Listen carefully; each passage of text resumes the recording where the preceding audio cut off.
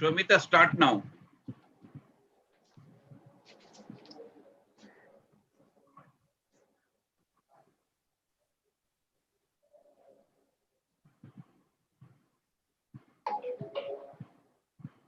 Shomita, are you here? Shomita, start now.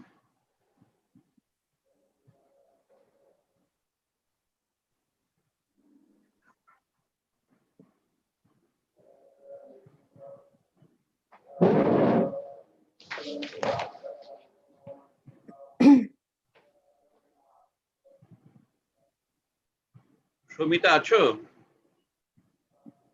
Shomita nahi. Okay. Mona Lisa is here. Mona Lisa, Yes, sir. please start the inauguration prayer. Okay, sir. Please close your. Om Sahana Bhavati Sahanau Bhunasti Sah Virjam Karvavahai Tejasvi Navaditamastu Ma Vidvishavahai Om Shanti Shanti Shanti. Thank you, sir.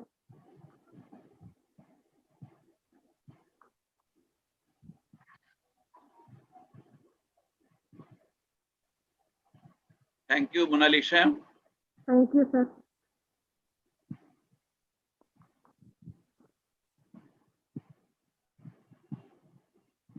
On behalf of Ravindra Psychotherapy Research Institute Trust, I welcome you all to today's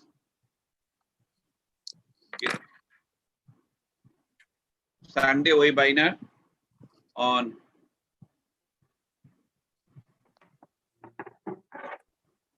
four issues. We will discuss later on. But before that, it is my pleasure to announce that this is the 14th Sunday webinar. And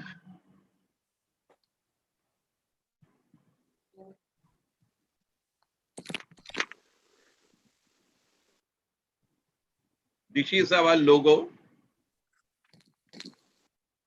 The meaning of logo is written. Consciousness has three layers in Ravindric psychotherapy. Color of Murta layer is gray. It is the seat of attention, sensation, and perception.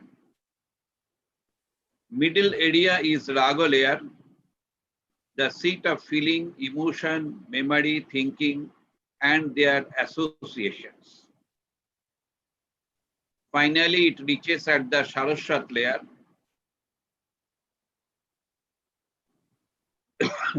It is the seat of harmony with surroundings, aesthetic, and way to creativity and innovation.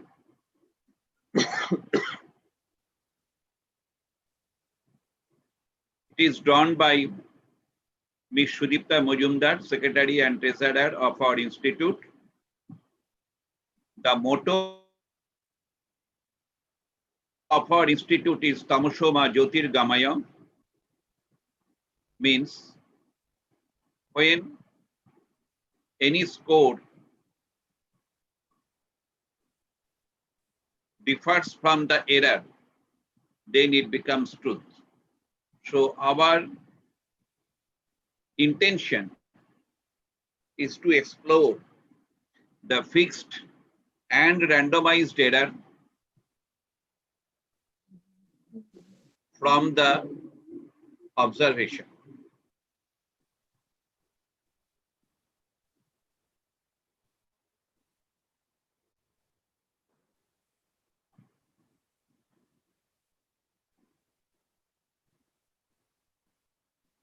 Initially, we'll start Rabindra Sangeet by Ritika Sarkar, Senior Research Fellow, Rabindra Bharati University, Kolkata.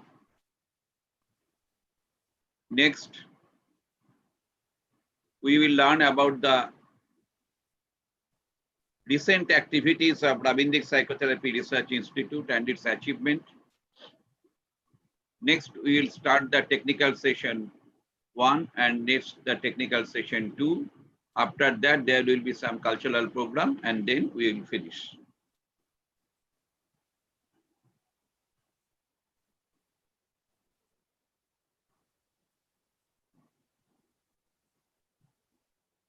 Now, Rabindra Sangeet by Miss Ritika Sarkar.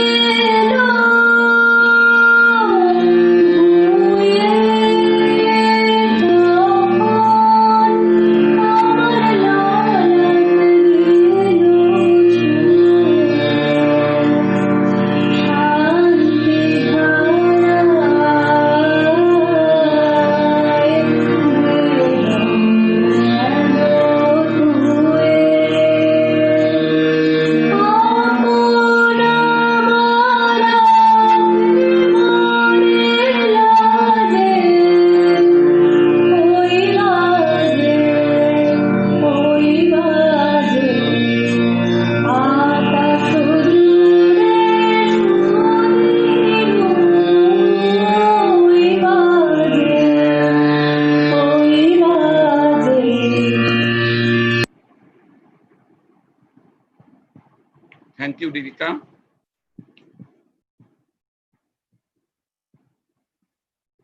Why Sunday webinar in Ravindra Psychotherapy? Because this webinar invites speeches that can assist in designing courses. It encourages public to share their vision and ideas. It removes the barriers in public speech. So we always encourage our students to participate into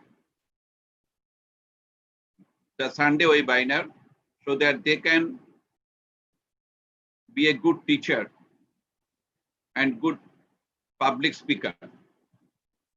Students can groom themselves through the Sunday webinar. Students are learning many short-term courses.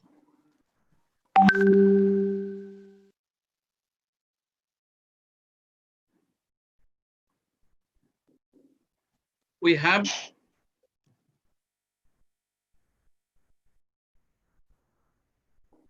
story therapy, dance therapy, drawing therapy, educational dance for children, career counseling, data science, environmental psychology, and we are going to start the forensic psychology very soon.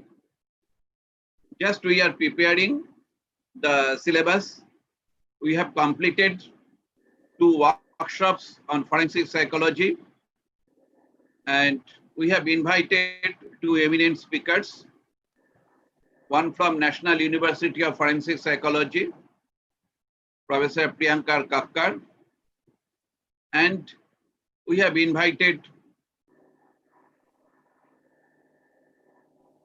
Professor Subhashish Bhadra from Central University of Rajasthan.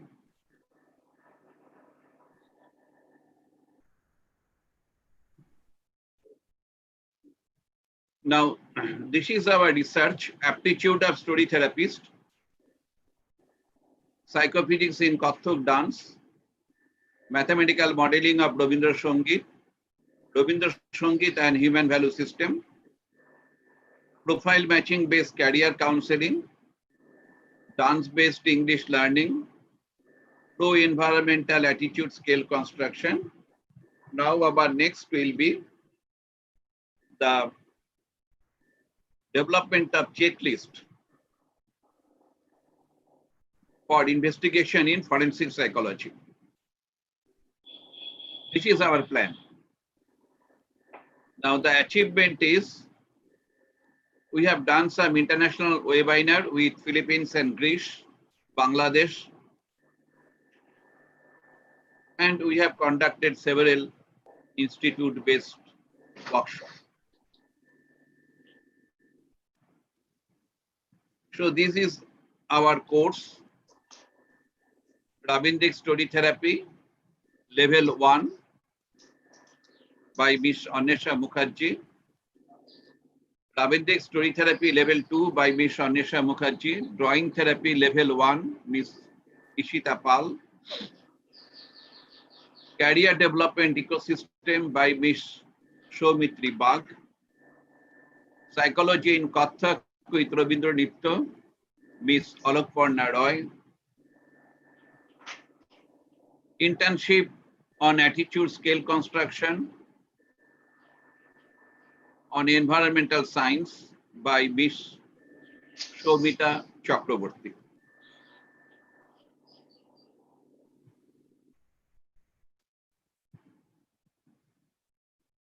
This is our achievement in this week. We do not have the PAN number earlier, so we are not able to maintain our own accounts. So now we have the PAN. So very soon we will start our own account. And then we can use our account properly. Earlier, we do not have any own website. We are maintaining website through the Google blog. It is blogspot.com. But now we have the own website. We will try to host our website very soon. And we have conducted 2 workshops on forensic psychology by inviting 2 experts from other institutes. Another one, Dr. Kuldan Mujumdar from Lal Baba College. He taught our students about the drama writing for the students of story therapy.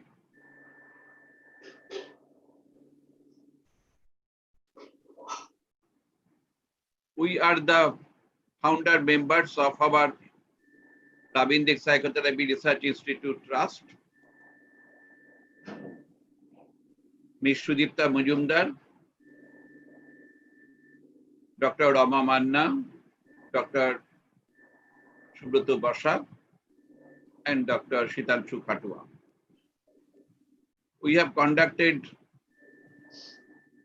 2 sessions, Sunday webinar. So this is the history.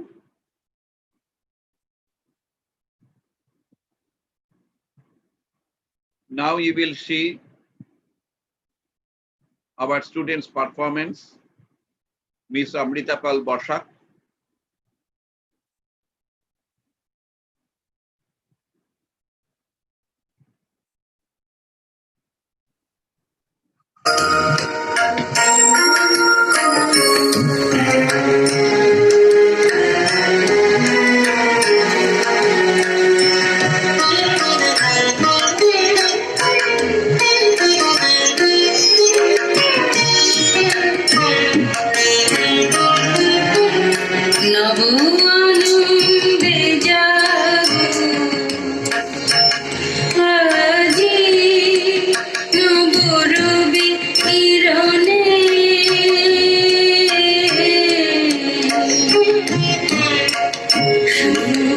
সুন্দর প্রীতি উজ্জ্বল নির্মল জীবনে নব আনন্দে জাগো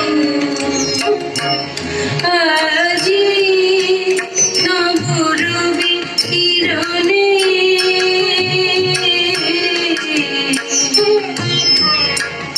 শুভ্র সুন্দর প্রীতি উজ্জ্বল নির্মল জীবনে নব আনন্দে জাগো আজি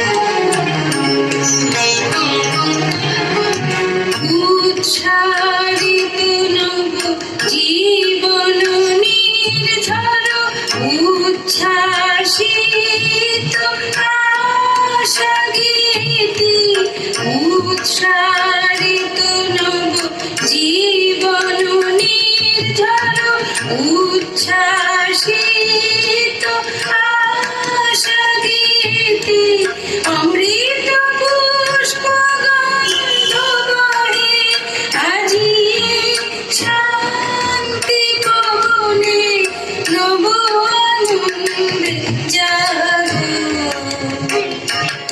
আজি নবরবি কিরণে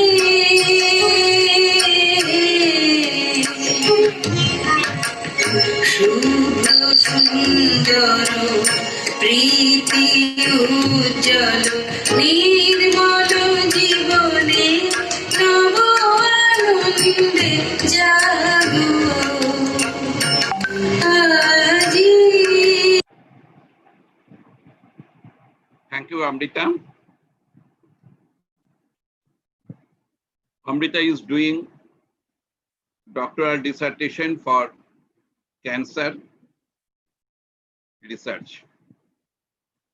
Rabindranath Psychotherapy Research Institute Trust was established on 1st July 2018. The trust is educational by nature and to carry out research in academic field and to promote the study and dissemination of knowledge of Rabindranath psychotherapy based on the works of Rabindranath Tagore for the welfare of the community at large without discrimination of caste, creed, etc. With objects and constitution are as hereinafter set forth. It is a non-profit making trust registered under Indian Trust Act 1882. We have registered our institute on 18 February 2020. So the birthday of our institute is 18 February 2020.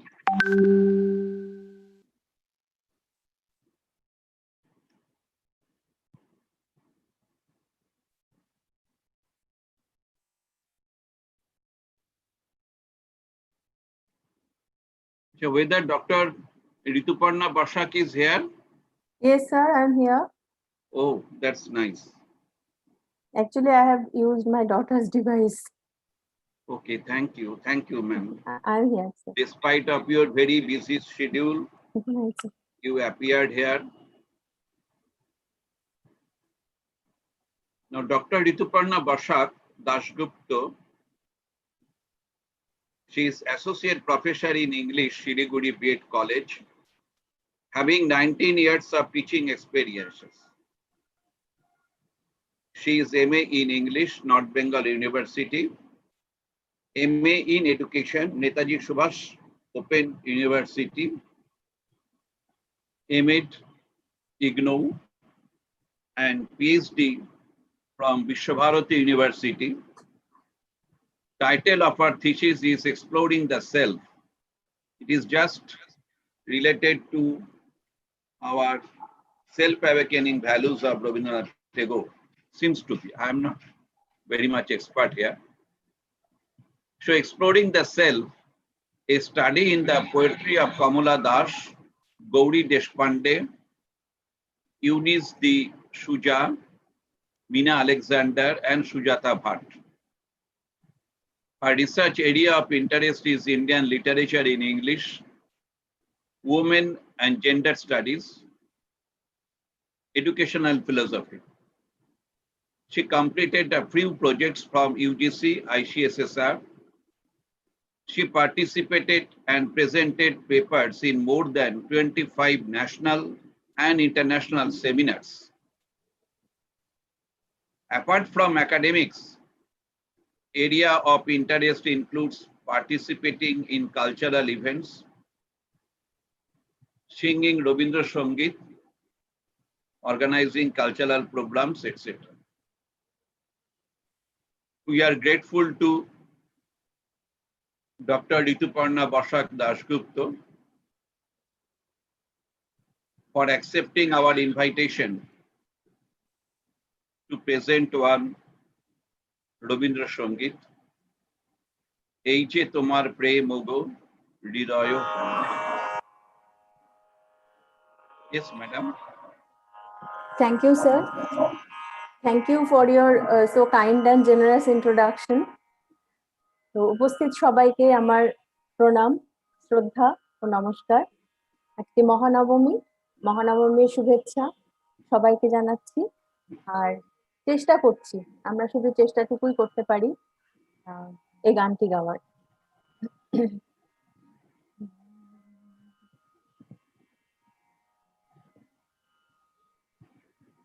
এই যে তোমার প্রেম গো হৃদয় হরণ, এই যে তোমার প্রেম গো হৃদয় হরণ, এই যে পাতায় আলো নাচে সোনার বরণ, হৃদয় হরণ, এই যে তোমার প্রেম গো হৃদয় হরণ, এই যে মধুর আলস ভরে মেঘ ভেসে যায় আকাশ পরে, এই যে মধুর আলস ভরে মেঘ ভেসে যায় আকাশ পরে, এই যে বাতাস দেহে করে অমৃত ক্ষরণ, হৃদয় হরণ, এই যে তোমার প্রেম গো হৃদয় হরণ, প্রভাত আলোর ধারায় আমার নয়ন ভেসেছে, এই তোমারই প্রেমের বাণী প্রাণে এসেছে, প্রভাত আলোর ধারায় আমার নয়ন ভেসেছে, এই তোমারই প্রেমের বাণী প্রাণে এসেছে, তোমারই মুখ ওই নুয়েছে মুখে আমার চোখ থুয়েছে, তোমারই মুখ ওই মুখে আমার চোখ থুয়েছে, আমার হৃদয় আজ ছুঁয়েছে তোমারই চরণ, হৃদয় হরণ, এই যে তোমার প্রেম গো হৃদয় হরণ, এই যে পাতায় আলো নাচে সোনার বরণ, হৃদয় হরণ, এই যে তোমার প্রেম গো হৃদয় হরণ, এই যে তোমার প্রেম গো হৃদয় হরণ, এই যে পাতালো নাচে সোনার বরণ, হৃদয় হরণ, এই যে তোমার প্রেম গো হৃদয় হরণ। ধন্যবাদ স্যারকে অনুমতি পেলে আমি জাস্ট একটা কথা বলতে চাই, বলুন। সেটি হচ্ছে এই গানটি দুটি তালেই গাওয়া হয়, দাদরা তালেও নিবদ্ধ আবার কাহারবা তালেও নিবদ্ধ। যে শেষের দুটো লাইন হয়তো লক্ষ্য করে থাকবেন যে কথা এবং সুরের চলনটা একই, কিন্তু তালটা একটু চেঞ্জ হয়েছে। এই এটা দুটো ভাবেই গাওয়া হয়, যদিও প্রথম যেটিতে আমি গাইলাম দাদরা তালে সেটি একটু বেশি প্রচলিত, কিন্তু আমি এই কারণেই একটু এই দুরকম করে একটু দেখানোর স্পর্ধা দেখালাম। আমার মনে হলো যে এটা প্রাকৃতিক বৈচিত্র্যকে স্মরণ করে হয়তো মহাকবি এটা গুরুদেব লিখে থাকবেন, বিশ্বকবি লিখে থাকবেন যে প্রকৃতিতে যেমন মানে এতই বৈচিত্র্য, সেরকম একটি গানের কথা সুর অক্ষুণ্ণ রেখেও আবার তালের বৈচিত্র্য কত রকম করা যায়, কিন্তু তাতে ভাবের খুব একটা পরিবর্তন হয় না। এটা আমার ব্যক্তিগত মনে হয়েছে, যদিও এ ব্যাপারে বিশেষজ্ঞরাই বলতে পারবেন। তো এই জন্য আমি একটু শেষের দিকে ওই অন্যরকমটিও করে দেখালাম। ধন্যবাদ। আপনি যেখানে যে ভাবনাটা আপনি বলেছেন, ভাবনাটা আমাদের নেক্সট যে সেশন শুরু হবে তার সঙ্গেই ভীষণভাবে মিলে যাচ্ছে। আমাদের নেক্সট সেশনটাই হচ্ছে যে প্রকৃতিকে আমরা তো মানে আপনার যে গানটা ছিল সেই গানের ভেতরে এটাই বারবার করে মানে প্রস্ফুটিত হয়েছে যে প্রকৃতি আমাদের চারদিকে রয়েছে তাকে তুমি প্রেম হিসাবে গ্রহণ করো, সেইগুলোকে তুমি দূষিত করে দিও না। কিন্তু আমরা আমাদের নিজস্ব প্রয়োজনে প্রকৃতিকে নানাভাবেই দূষিত করে দিচ্ছি। আমরা ঈশ্বর প্রদত্ত যে প্রকৃতিকে আমরা পেয়েছিলাম, যে ভেজিটেবল ল্যান্ডস আমরা পেয়েছিলাম, সেই ভেজিটেবল ল্যান্ডসের স্ট্রাকচার আমরা চেঞ্জ করে ফেলেছি for our economic reasons and for other reasons also. তো এই ব্যাপারে আজকে আমাদের মধ্যে এসেছেন প্রফেসর। আচ্ছা, তার আগে আমি প্রফেসরের সম্পর্কে একটু স্ক্রিন শেয়ার করে নিই।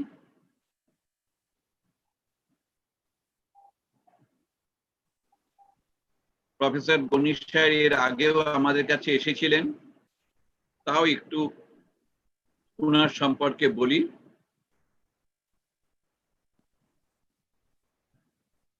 Professor Abdul Goni, WBCE Executive, currently Special Secretary, Government of West Bengal. Since joining in the service in 1992, posted at various places in different capacities. The notable ones are BDO of Shakrail, Medinipur, West and Namkhana Bokhali of South Chobbish Parganas, Deputy Magistrate at Malda and Purulia, Subdivisional Magistrate of Jalpaiguri and Baruipur, and he is Associate Professor and Professor of Natural Disaster Management of the Administrative Training Institute of the Government of West Bengal. He is also an MSc in Marine Science from Calcutta University. So this is our first technical session. Dr. Rituparna Das যেভাবে আমাদেরকে এত সুন্দরভাবে অনুপ্রাণিত করলেন, ঠিক তার সঙ্গেই related হচ্ছে আমাদের এই সেশনটা। টাইটেল হচ্ছে arresting the drivers of climate change, behavioural dimensions of perception responses, barriers, and interventions. So now I am requesting Professor Goni to present the lecture. Before that, I stop my sharing and I change it. Multiple participants. Yes. Professor Goni, now you can present. So, very good morning to all of you, sir. It's a real pleasure for me to once again within a span of 7 days to interact with you. And this time, last time on Sunday, I was coordinating the lecture of the Professor Bhadro, but this time I have been given the responsibility to discuss the matter relating to climate change drivers and our behavioral responses in that respect. So I just want to, at the initial stage, I'll be showing a PowerPoint presentation. There is a small limitation that in the PowerPoint presentation, 1 to 2 videos are there, but it might be that you may see the video but may not have the voice of it, but the video itself has all the ingredients that will be well comprehensible to you. This is one. Second is the framework. I'll just initially discuss about what are the major drivers of climate change, because this is the most dangerous environmental problem the humanity world over is facing, and in future this will more and more increase, and the aberrations of the climate change, a climate cycle, and consequent natural disasters will be very common in the future days to come. Even if we can be very environment friendly and we can be, if we want to be even more behaviorally strong, not to add any driver, then after that, that quantum of the drivers that we have added to it will definitely have its impact for a long period of time. So at the end of these drivers, I will go for what an individual person can do from his point of view.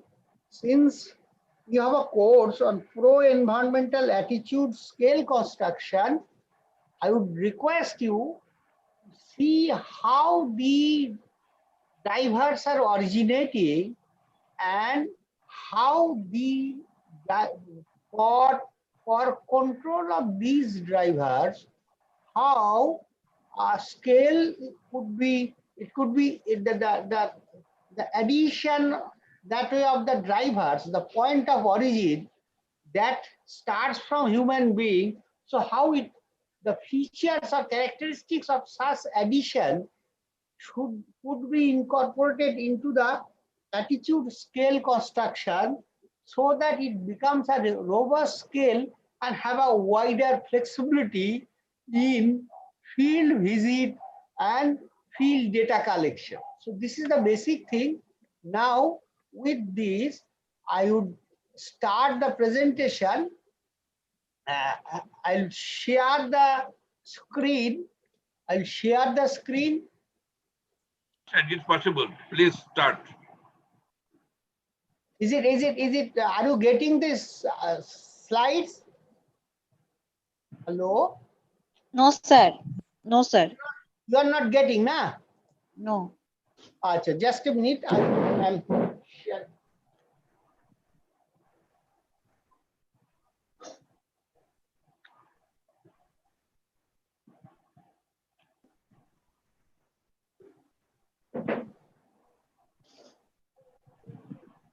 এটা এটা কি করে হবে? তোমার ওখানে দাও। এখানে হ্যাঁ মিটে দাও। Zoom meeting, share screen. share screen, share screen. Share. share. Ah. Now are you getting, sir? Yes, sir. Yes, sir. Okay, okay. Then let us come from the beginning. Slide show. Sir, এটা full screen করে দিন। হ্যাঁ। Yes, yes. It's full screen. Now you are all right. Yes. Okay. So we can. This presentation is basically for you to get the idea how the addition of the driver is being introduced into the environment and its effects that way upon the environment, upon the climate, upon the human being, and how these characteristics of introducing could be incorporated in the scale that you are in the process of making, that is the attitude scale formation or construction, whatever you have said. So with this, let's see that climate is a very common word that we are aware of. Just a second. Is the basic difference is from the daily weather বা দৈনিক আবহাওয়া থেকে এটা বৈশিষ্ট্য একটু তফাৎ হলো যে this is the weather of an area for about 30 years average. So from that we can conclude that the climate of this area is like this. Say for instance, we are in Bengal and we have a climate which is temperate area. We are mostly and areas. So climate is like that. So let us see how the climate change, whether it is at all there or not, and how this idea has been developed in the course of time. Now we are well aware the United Nations was formed, in its present form was formed on 24th October 1945. So in the initial stage of United Nations formation, there are 6 major organs were there. One of them was Economic and Social Council. Now this Economic and Social Council, this was instrumental not only in the declaration of the international human rights and the civil and political rights and economic, social and political rights in the subsequent days, but also with the help of the UNESCO, which was the second most important organ, which was working under the UNO, was developed in 1945. So this UNESCO suggested that there should be a global environmental conference, and that conference on human environment was held first in 1972 at the Stockholm, where the need for a clean environment for a sustainable human habitation, human life, disease-free life was first discussed in great detail, and there was a declaration called the Stockholm Declaration on the human environment, a clean human environment. So that is the basic, the first declaration. And then on the basis of that, our then Prime Minister attended the conference, and after as a matter of what we call that international convention was placed before the Indian Parliament for ratification, and it was ratified, and afterwards on the basis of the human environment declarations of the Stockholm, India developed the Water Prevention and Control of Pollution Act and enacted it in 1974. There is another act, that is Air Prevention and Control of Pollution Act 1981, which was enacted in 1981, as you are well aware. And after that, the State Pollution Control Boards, which was earlier the Water Board, after the enactment of Water Prevention and Control of Pollution Act. So these pollution control boards are functioning for the most of the states and certain other union territories in the geographical area of India.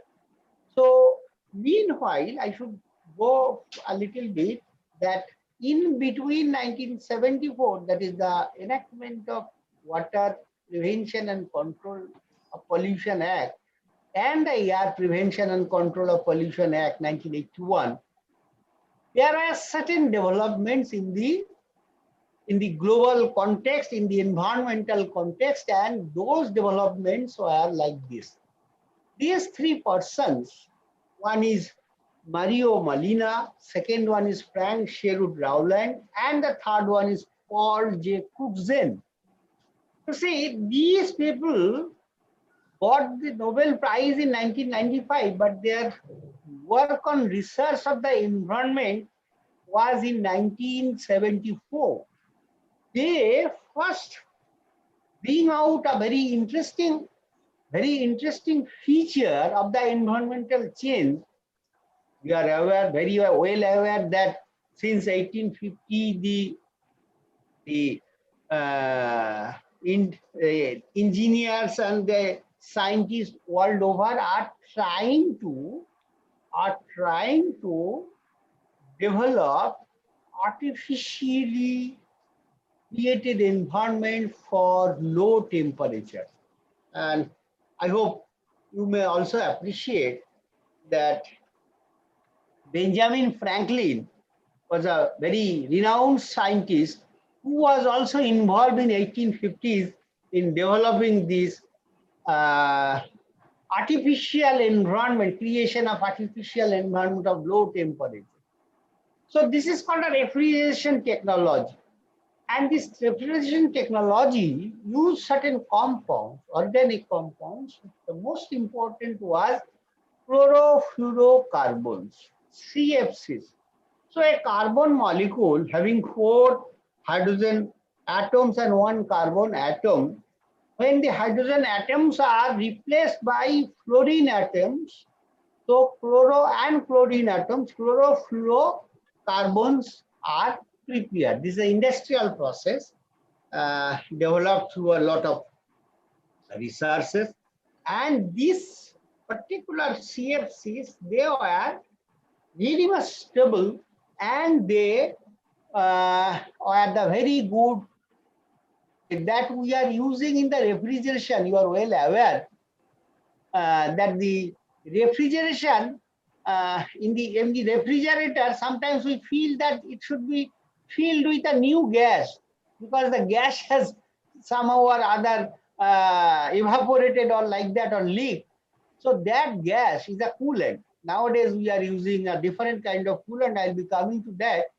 But these chlorofluorocarbons, they are, because of their stability, through the environmental convection of the air, they reach to the upper atmosphere, and the ozone layer was affected by these chlorofluorocarbons, and the ozone layer was destroying by the chlorofluorocarbons of the CFC.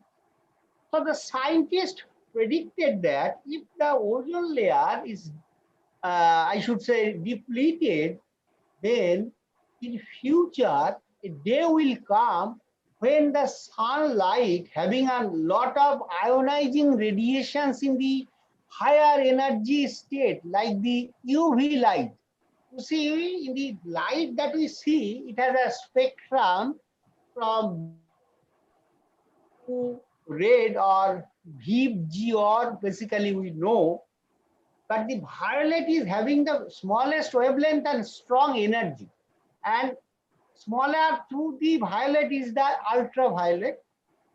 Smaller to the ultraviolet is the X-ray. Smaller to the smaller wavelength of the comparison to X-ray is the gamma ray. Now we are well aware the gamma ray can penetrate even 8 feet of concrete wall. The X-ray is being used, as you are well aware, for the human, I should say, human civilization. X-ray has given a lot of advantage in development of the current civilization.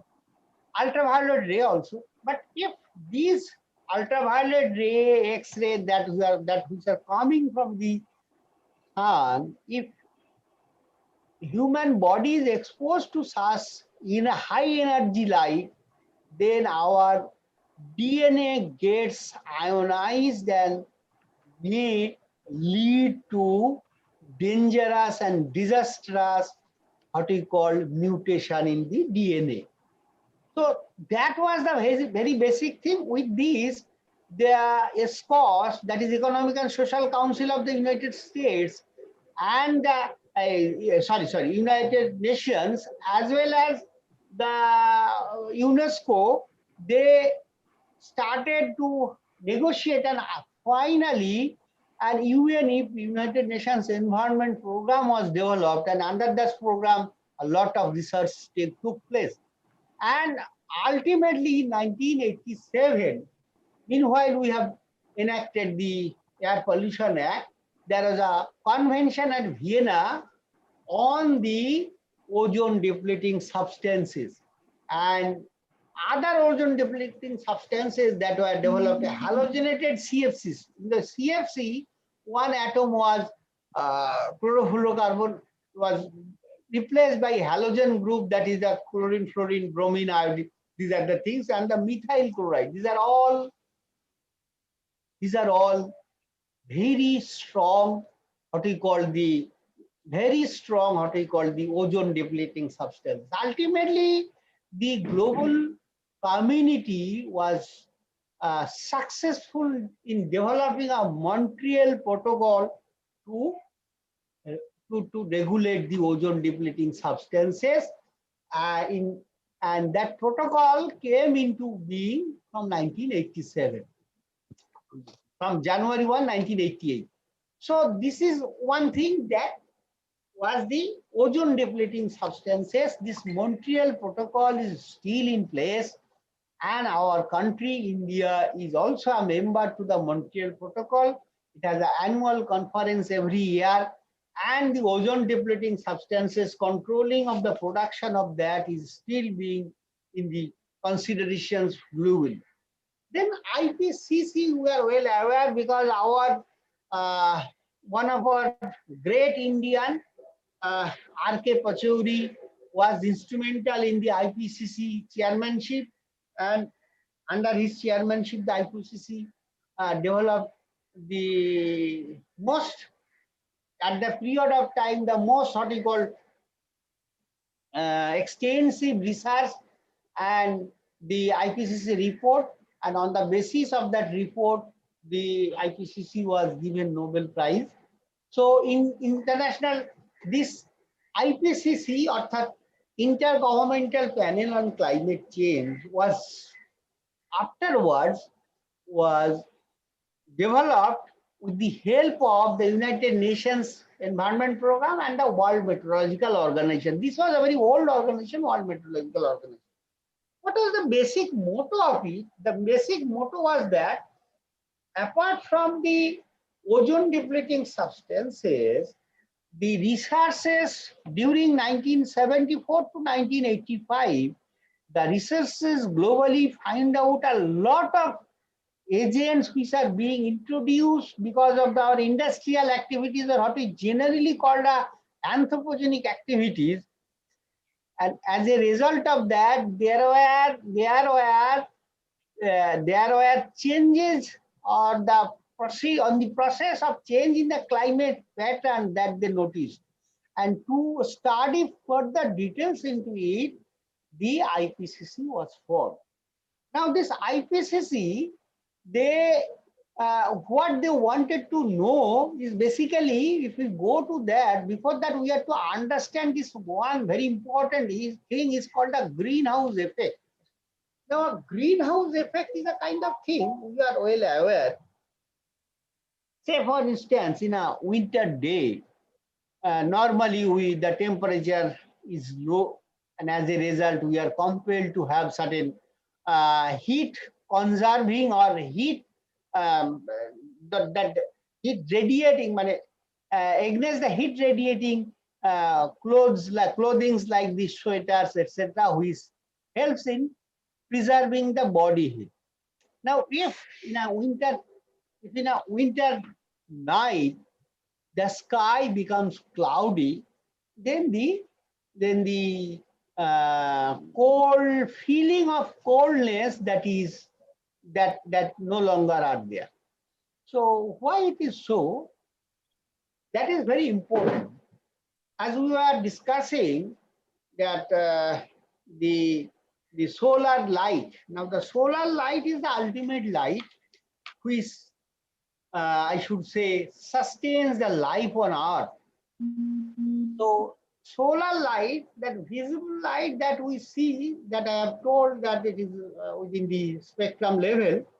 So those component of the sunlight which are lower, which have higher wavelength than that of red, are called infrared, and then radio wave and other. Now the thing is, when the sunlight in the daytime upon the earth comes, it heats the surface of the earth. Just a minute. Are you getting me, sir? Everybody of you are getting me? Yes, sir. Okay. Now, in the daytime, the surface of the earth gets heated. Now, if in the evening it remains the similar kind of heating, then it will be difficult because the heat will increase on the very next day. So in the night, the earth releases heat, and that release of heat is a kind of a emission. Scientifically, it is called thermoionic emission, which is basically a radio wave. So, which is called also the infrared radiation. Now, this radiation, through this radiation, infrared radiation, the heat goes in the space. Now, as I have told you a few minutes back, that a cloudy sky gives us a feeling of a little bit hotter in the winter days. This same principle is there, because if there is a what we call a kind of a balloon kind of thing out above the Earth's surface, which reflects the heat back again to the Earth's surface, then it becomes very then the surface cannot release the heat, and as a result become hot. So this is called a greenhouse effect. The example is this, very interesting. In the night time, the right side, you can see the night time, the heat is going, but it comes back because of this gaseous layer, which gives it reflects it upon the earth. Now this is very important.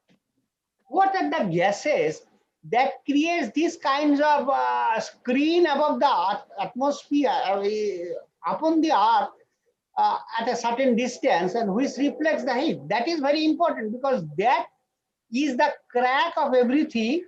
And if we can control the release of this kind of gases, then the climate will be again calm, normal. Now these are the gases. Now sorry, just a minute. See the temperature anomaly. You see the Earth's surface through the edges. I hope you are getting the years concerned from 1914, 15 onwards, how the more the heating, more the color from yellowish to red, and less heating is blue. So you see how this earth has got heated during the last what I should say. You see, this is 1998. Now, if you see it from 2003, 4, 5, 6, it is again getting in 2012, you see, this is a kind of heating that has taken place in comparison to the heating pattern which was there before the Industrial Revolution, which is, there is a milestone in this regard called the year is regarded to be 1850. So that will come again. Okay, so this is the thing, and so this is the warming pattern and the temperature anomaly. You can just see how this temperature anomaly from 1850 onwards has taken place. So this is a standard temperature here, and this is the minus level, and the time in the 1820, the time progresses, temperature remains in the minus level. But from 1950 onwards, you see sometimes it is coming to the positive side. And from 1980, we'll see that it is coming always to the positive side. There is very little in the negative side. So the addition of the, what we call this, the addition of this, what we call heating gases or the components have been the highest in concentration and in quantum from 1980 till date. So this is very important. This is what is very important. Okay. So what are these gases? Now we'll go for that. These are the gases you see. One is water vapor. It's a very good screen forming gas. That is the hydroxide, hydrogen and oxygen. Then carbon dioxide, then methane, then nitrous oxide, then ozone and chlorofluorocarbons. Now see, the crack here is, what are the industries, what are the agricultural processes, or rather what are the, I should say, what are the anthropogenic sources that introduces these water vapor, carbon dioxide, methane, nitrous oxide, ozone, and chlorofluorocarbons in the environment, that we should understand. If we can understand where from it is coming, so who are the contributing agents? Now the standardization of the standardization for the scale formation will be the most important here. Now see, the global map comparing 2017, the particle concentration, this is very important also, particulate matter we are called. So 2.5 micrometer,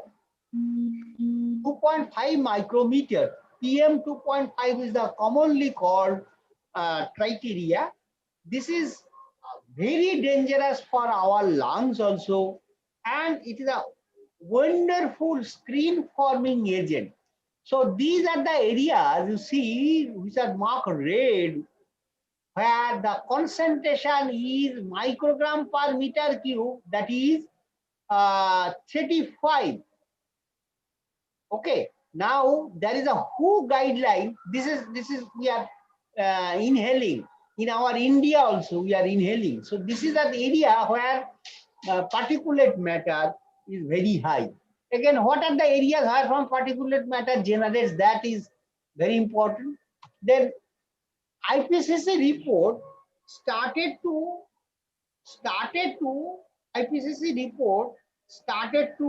give this kind of information, and on the basis of that, there was a Earth Summit. The Earth Summit took place in June at Rio de Janeiro. So it was after 25, almost in 1972, then it is 1992, that is after 20 years of the earlier Human Environment Summit. It was Rio Summit, and the declarations were very important for developing a climate protocol that is an agreement to be signed and adopted by every countries of the world. So that was started, and there's one side, and the other side, other side, there was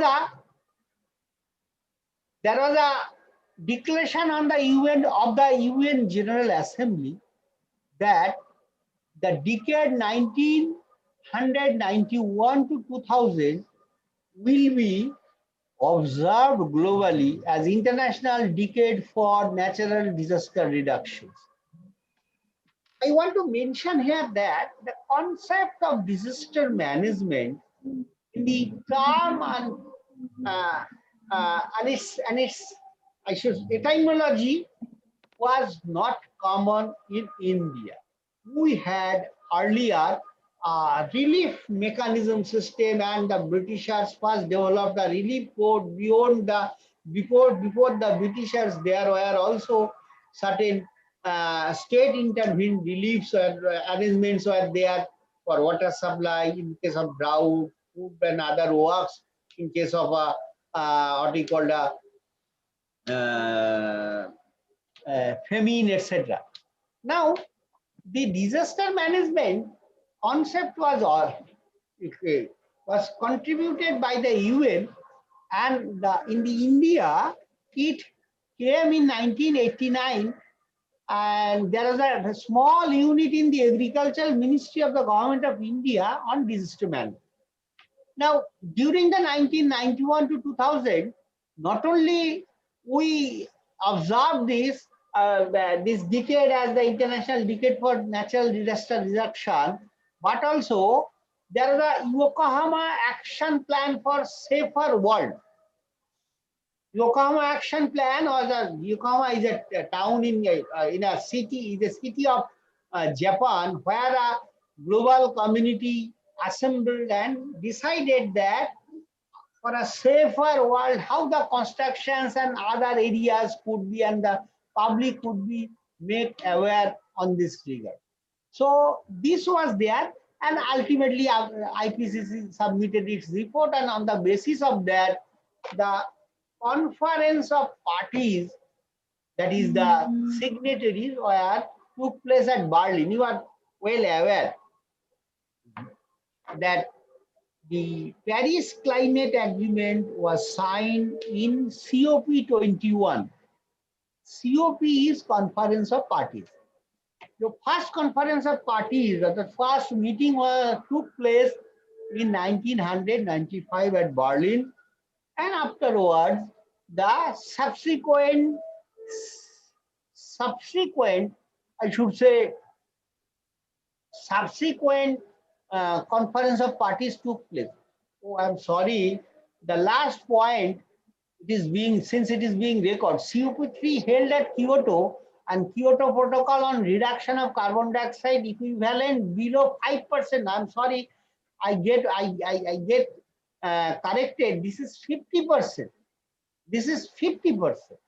So the Kyoto Protocol was first signed in 1997 at the Kyoto city of Japan, wherein the nations of the world agreed that from 2005 to 2015, for the period of 10 years, the nations will adopt certain technologies so that their carbon dioxide production from the industry and the anthropogenic sources will be reduced to such an extent that it will be 50% of the 1990 carbon dioxide level. This is a very laudable, I should say, very high target, very high target. You are well aware, in those days, the American president was Bill Clinton. He was also instrumental in signing the Kyoto Protocol at Japan. He went there, or rather he sent his representatives there. But unfortunately, not only the America did not, what we call when an international agreement is signed, it is placed in the National Assembly or National Legislature for its ratification. But America never placed the Kyoto Protocol in the Congress for ratification.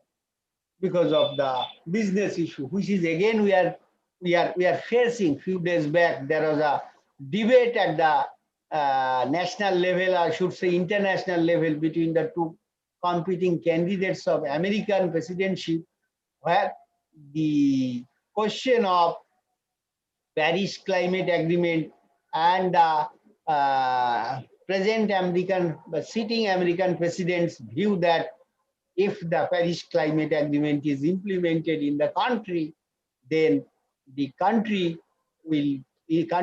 industry will suffer heavily. So they are not interested, and he has retracted back. Likewise, his predecessor one time retracted from the Kyoto Protocol. So the Kyoto Protocol had an objective. That objective is from 2000. See one thing, this is very important. Kyoto Protocol was signed in 1997. And that working period has been selected for 10 years. That is from 2005 to 2015. Why this gap of almost 8 years? It is because in this period, the nations of the world will develop their technology or changes their technologies or upgrade their technology in such a manner so that from 2005 to 2010, the carbon dioxide contribution to the environment. Sir?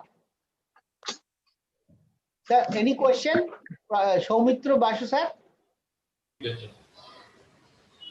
Soumitra Basu sir, any question? No, it's okay. Okay, sir.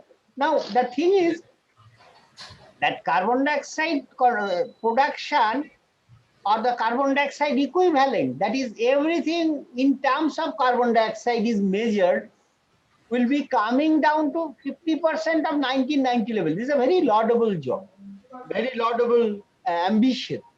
Now, after the Kyoto Protocol,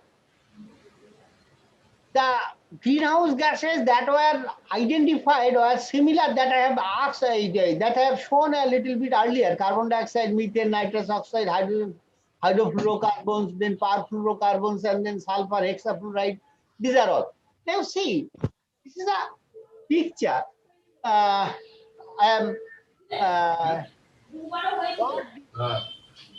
have brought this picture from a book, some aspects of disaster management, which I edited for the officers of the state government who are engaged with disaster management activities. In that book, this picture was incorporated. You see, what are the areas where from the annual greenhouse gas emission by sector takes place? Now, the transportation. So, fuels are there. Acha. So transportation fuels contribute about 14%. Agriculture and its byproducts, that is contribute about 12.5%. Now fossil fuel retrieval system which are there, like the oil extraction and this oil processing, that contributes about 11%. Now,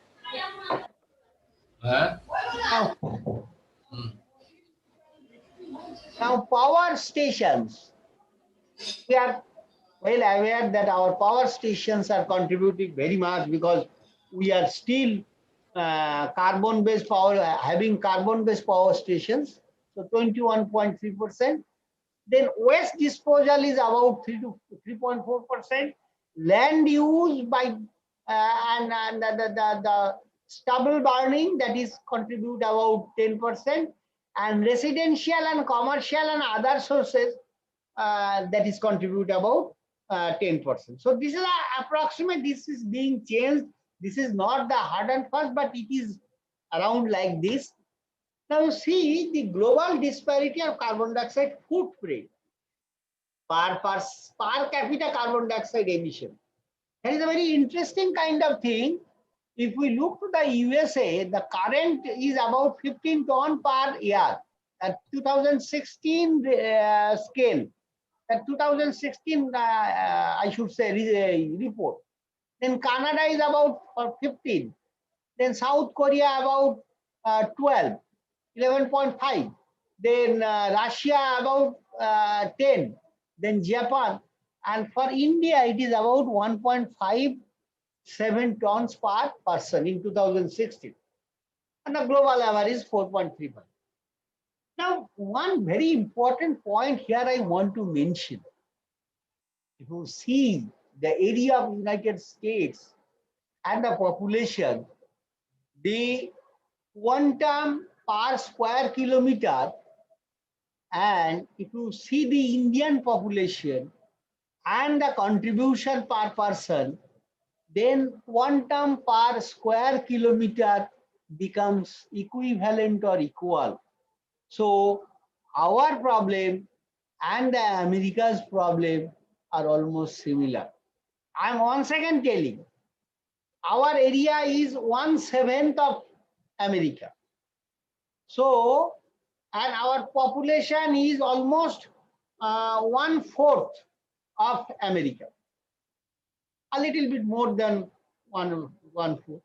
Sorry. Our American population is 1/4 that of India.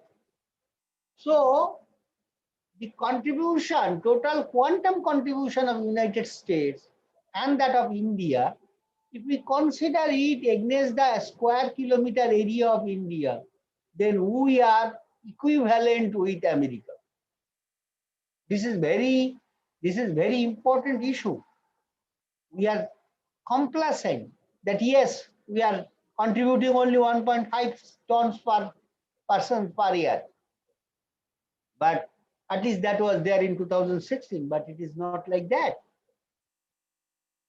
If you see the sources, then you will see 10 top countries are contributing almost 75% of the greenhouse gases, carbon equivalents. Of this, China, then United States, then European Union, India, Russia, Japan, Brazil, Indonesia, Canada, and Mexico. And if you look their sectors, then you will see it is the energy.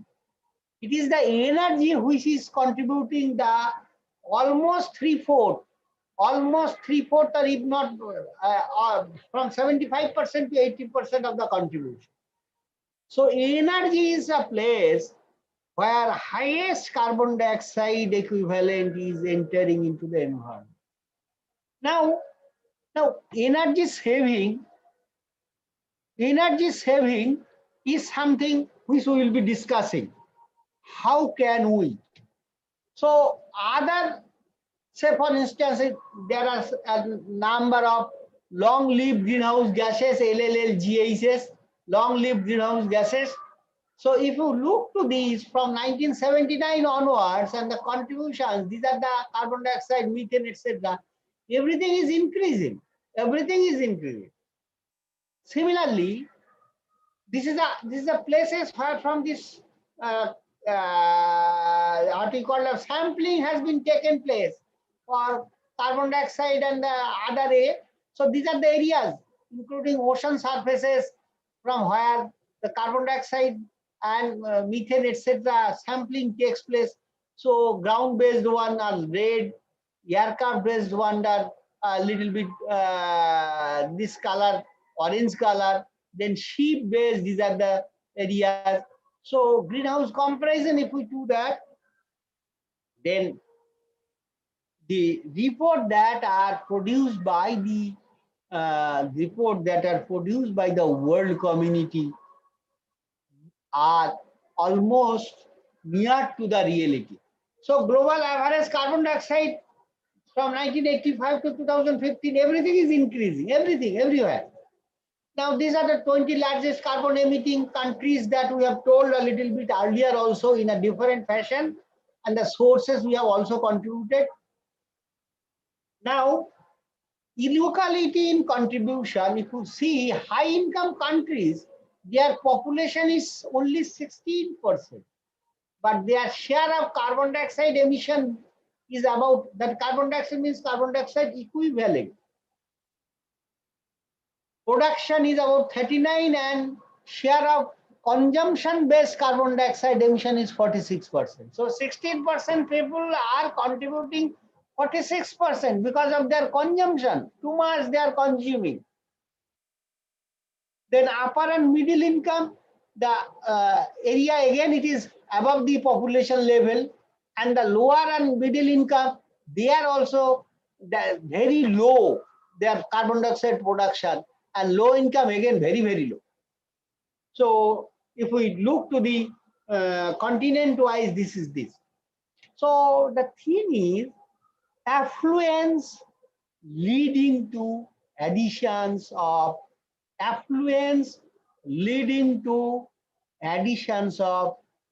greenhouse gases disproportionately higher. Now, how can that affluence and its proportional contribution of carbon footprint could be analyzed and psychologically or behaviorally how the human being could be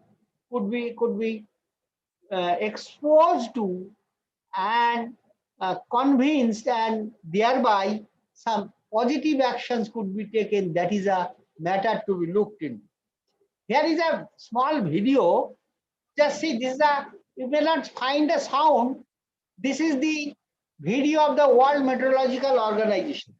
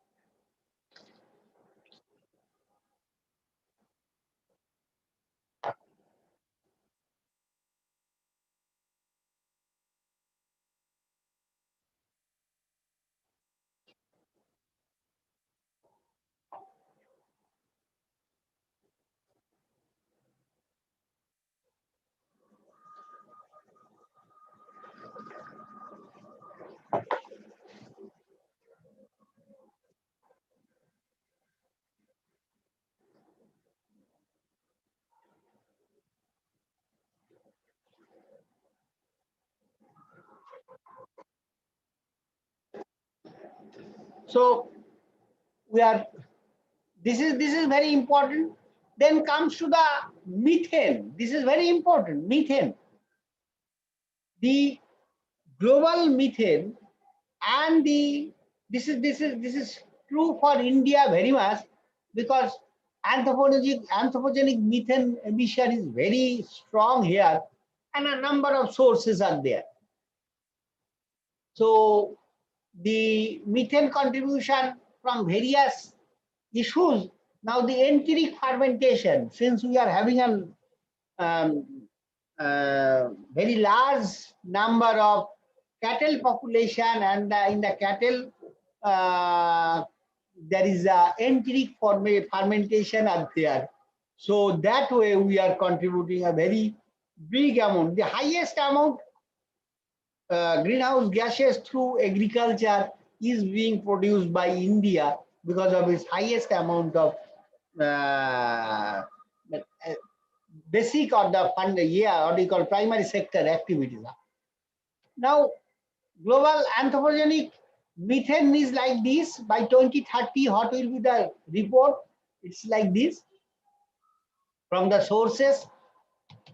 Now, the emission of nitrous oxide, this is very important. Nitrous oxide is again a very important driver, and it is increasing. And the global picture of nitrous oxide you could see from biological nitrogen fixation, from atmospheric deposition, these are the two, and from manure and from fertilizer. Then fertilizer, from the manure and fertilizer, you will see India is leading.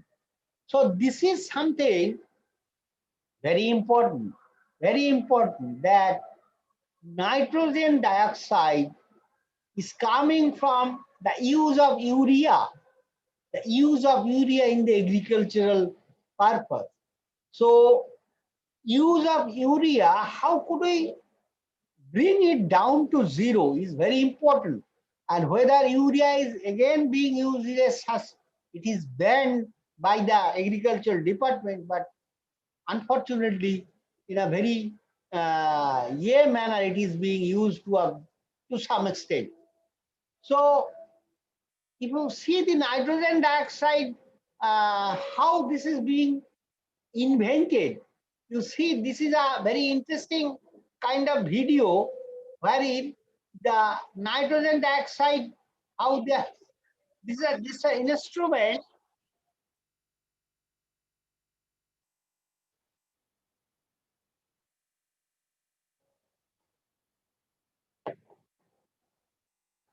This is an agricultural field, and this machine is being placed there. It's a real-time calculation of nitrogen dioxide. So the sources are there. So this is very important at nitrogen dioxide. So this is a scientific instrument that is being used. So how this nitrogen dioxide is produced and mixed and the havoc is creating, that is very important.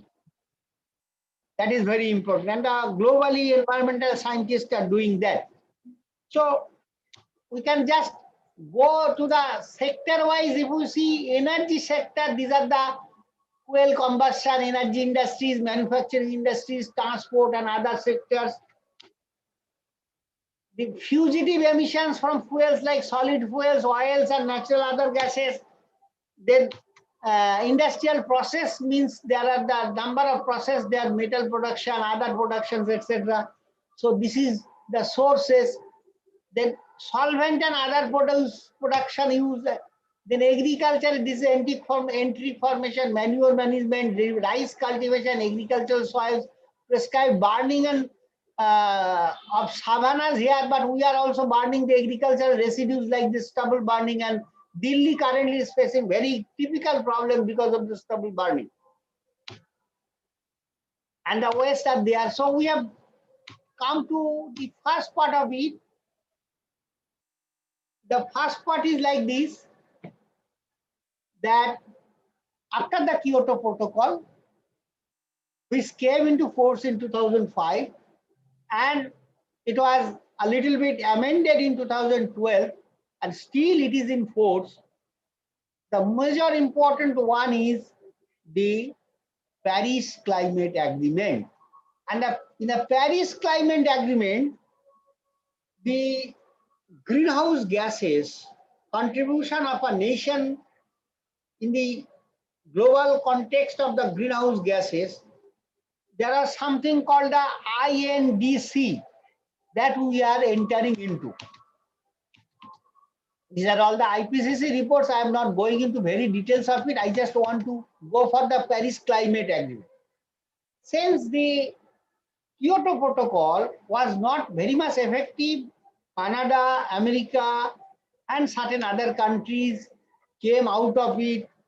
So ultimately, the Paris Climate Agreement was adopted on 12 December 2015. You are well aware that the Paris Climate Agreement was later on ratified by our country also, and the objective of the Paris Climate Agreement were very important. One is the global temperature increase, which is to be kept below 2 degrees centigrade in comparison to the temperature which was there in 1850. So pre-industrial temperature, what was there, from there only 2 degrees centigrade will be allowed. Now say meanwhile, as on date, we have almost crossed 1 or 1.1 degree or 1.2 degree.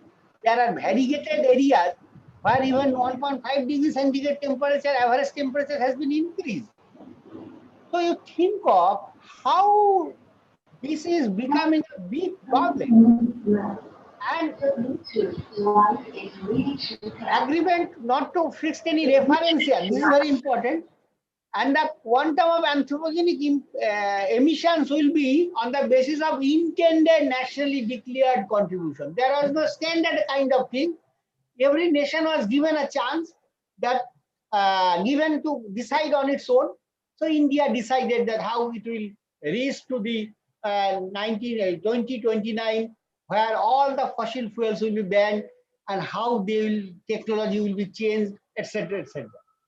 So that is the problem here in the Paris Climate Agreement, is that since it is an intended nationally declared contribution, or rather a nation is intending what it wants to do and expressing it, sometimes it is seen that the nation's declaration and the nation's action might have differences. And the countries like India are suffering a lot. You are well aware, since 2015, our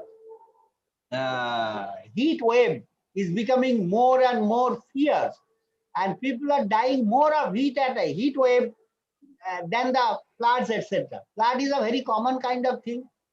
So the Paris Climate Agreement came into force in November 2016. However, as on date, including the last year also, the last conference was held in Spain, we could not reach to an agreement where the carbon, what we call the, there is a carbon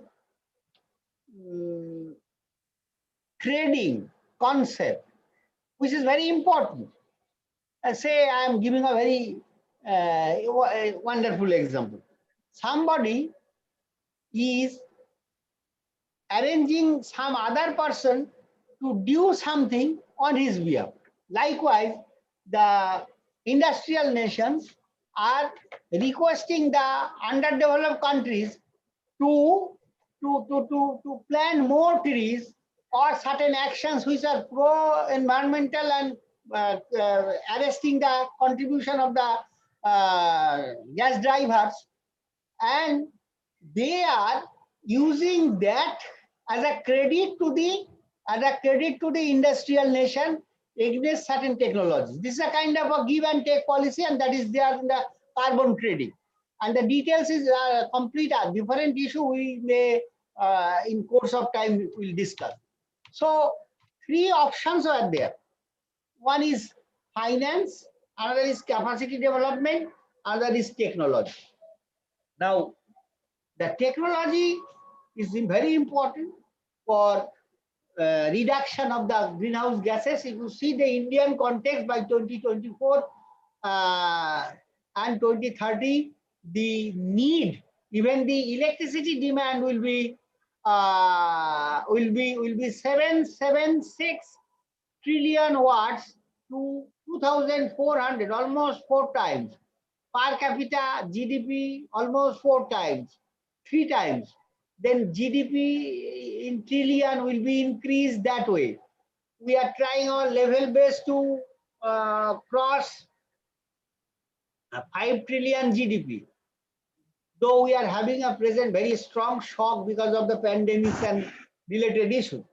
Now, on this is a very big question. How can we compromise between the greenhouse gases and our developmental initiative? So we have a policy framework on various issues since 2006, that the national policies, and in the policies there are a lot of indicators have been given. Out of those indicators, we may take certain areas, but in case of basic human beings, what we can see is, now see, our basic objective should be the contributing gases that we have talked about: methane, carbon dioxide, then first methane, then carbon dioxide, then nitrogen dioxide, and certain other gases like the chlorofluorocarbons, hydrochlorofluorocarbons, etc. So how an individual could take part or can behaviorally change to, to, to, to contribute to his part, as you have also seen that 70% to 80% of the contributions are coming from the energy sector. So how can we inculcate energy saving behavior in us? And then also there is another thing, curtailment of energy in a proactive manner. So that is very important, and for that matter, the India submitted our intention, where areas will be doing these things. But if you see the ecological footprint, ours is a country. This as I have discussed a little bit. Now these are the areas. Now you think travel. How can we control the travel mechanism? Say for instance, we are gradually having more and more population with one or more private kind of vehicles. Now, even a vehicle which is run by a person, if appropriately run, that is, say for instance, avoid immediate apply of braking or immediate trying to accelerate the speed, then it has an impact on the fuel burning. So fuel is something, so the operation of the vehicle, then again there are certain conditions like the carpool mechanism. Can we, or certain public transport system, nowadays we are improving our public transport system, including the though nowadays a little bit suffering, we are facing a little bit suffering, but transportation, public transportation mechanism like the metro, etc. How could we use that instead of privately managed vehicle? Now, one more thing is also how can we plan our, in case of travel, how can we plan that travel should be limited in personal vehicle? Similarly, in case of home energy, see one thing, energy is the contributor to the tune of 75% of the anthropogenic sources of carbon dioxide equivalent. So how can we control the energy consumption? Very interestingly, there is a behavior. The behavior is not related to profit and loss behavior. The behavior is a kind of a carelessness. Sometimes we do see, I am sitting in a room, I am going away from the room, but I am not putting off the lights and the fan or AC even. At times we see, particularly in offices, at the very outset of the day, the office chambers of the senior officers are cleaned, and then ACs and other electrical consumption units are put in the put on, and ultimately the officer may not come for the first half, or may come in the second half that way, or may not come for the whole day, but it continues to run like that. You can recall there was a fire case in the district hospital of Murshidabad, where the fire originated from an AC because of its overrunning. So this is a kind of a thing that home energy, what are the areas where the home energy is being used? The home energy is being used nowadays in a big way. So how can we control that on two grounds. One is the saving attitude, energy saving attitude, and by means of energy efficiency. Say for instance, when I'm talking of in 2014, I went for purchasing of a AC, split AC for my own use. Now see, there are ACs with 2-star marks, there are ACs with 3-star, 4-star, and 5-star. I do not know whether you do see this kind of star ratings.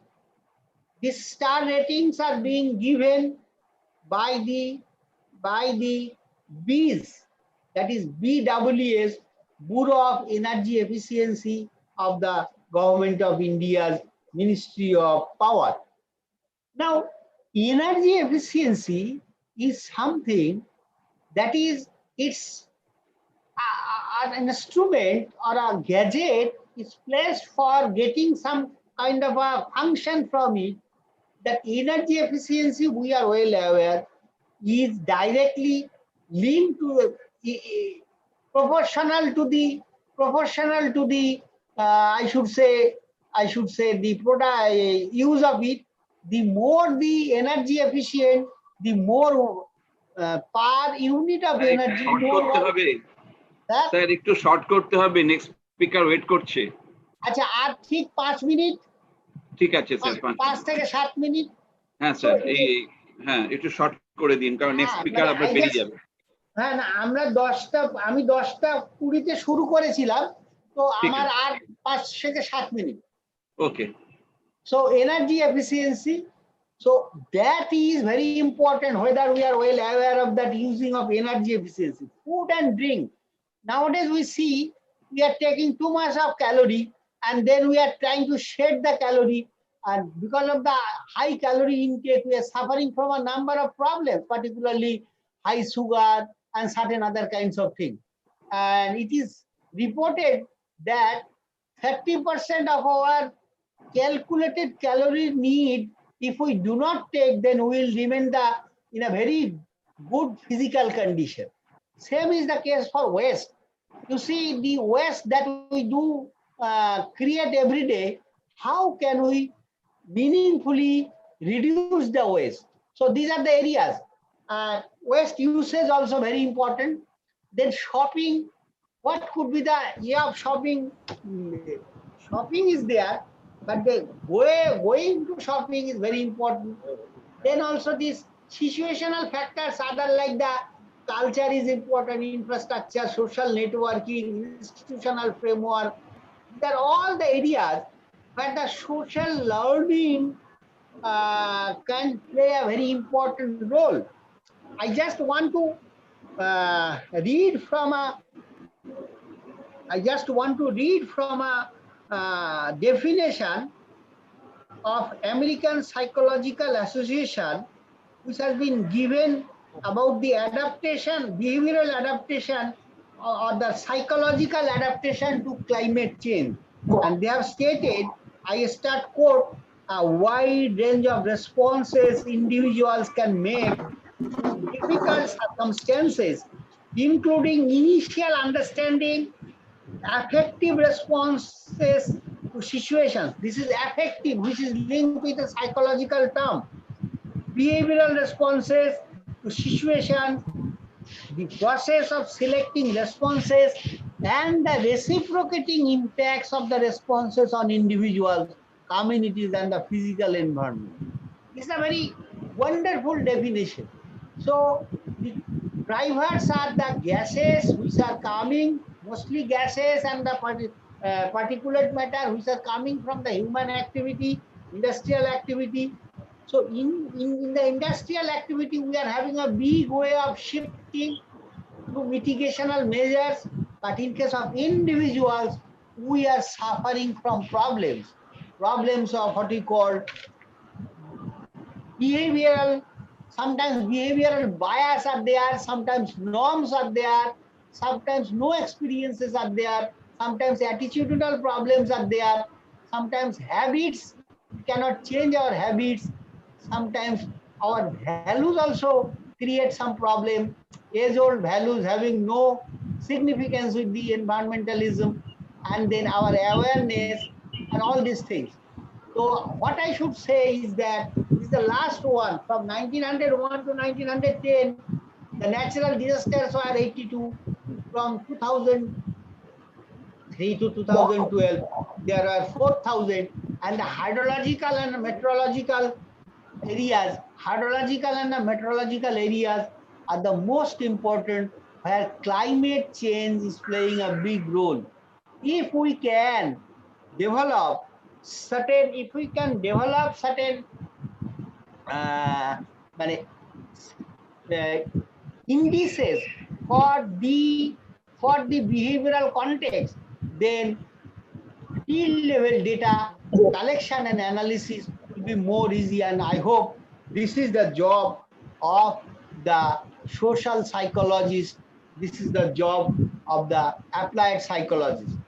This is not the job of the administrators. This is the job of the social psychologists for developing certain areas. And if these administrators and the social psychologists and the behavioral psychologists do come in the common platform, then we may in near future develop certain research methodologies and can purely come out with certain suggestions which if implemented, the people will be more climate friendly than now they are. So with this, I thank Professor Devdulal Dottorai and his all team members to provide me a space for discussing these issues. And I hope if any clarification in this regard is needed, that will be provided by me.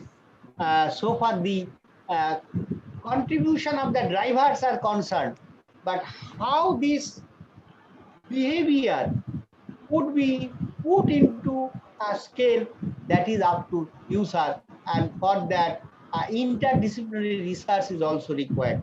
Thank you very much. Thank you for giving me a patient hearing. Thank you.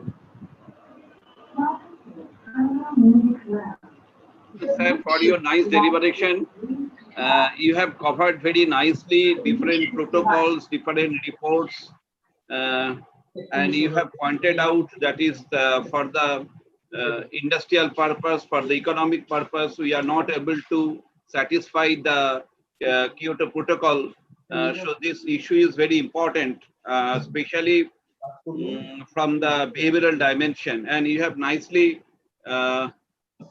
told us that is the administrators, social psychologists, behavioral scientists, everybody will join hands.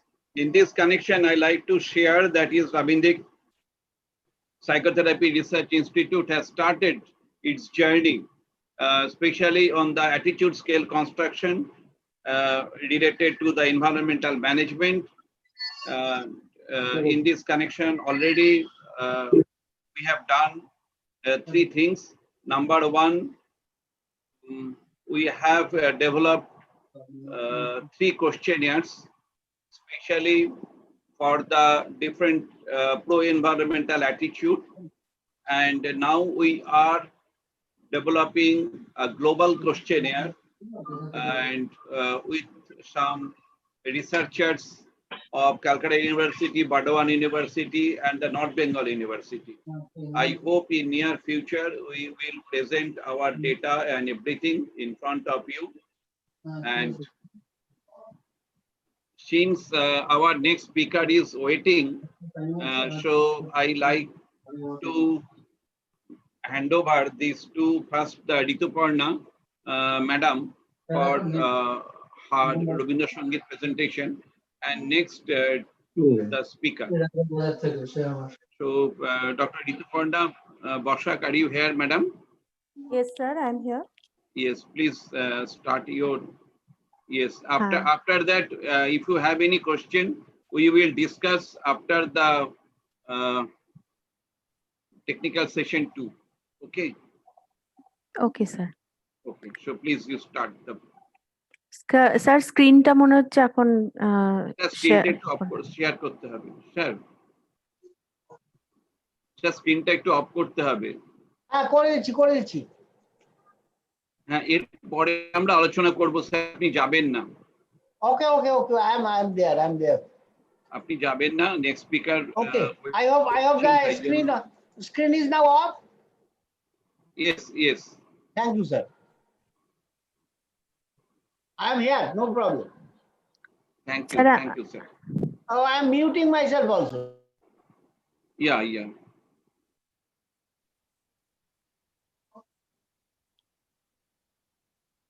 সবাইকে আন্তরিক শ্রদ্ধা ও নমস্কার। সবাইকে মহানবমীর শুভেচ্ছা। আমি রবীন্দ্রনাথ ঠাকুরের একটি ছোট্ট ব্রহ্মসঙ্গীত, যেটি বাহার রাগের ওপর এবং ধামার তালে নিবদ্ধ, সেটি খালি গলায় গাওয়ার চেষ্টা করছি।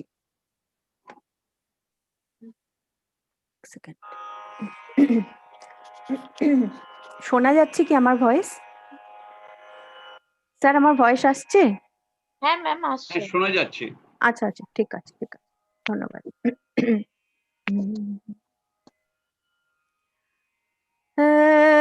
এত আনন্দ ধ্বনি উঠিল কোথায়, এত আনন্দ ধ্বনি উঠিল কোথায়, জগত হ্যাঁ ক্লাসে আছে কেন? সবে কোথায় এত আনন্দ ধ্বনি উঠিল কোথায়,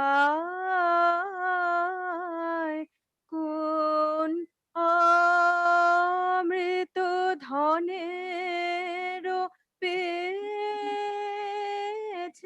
সন্ধান, কোন অমৃত ধনের পেয়েছে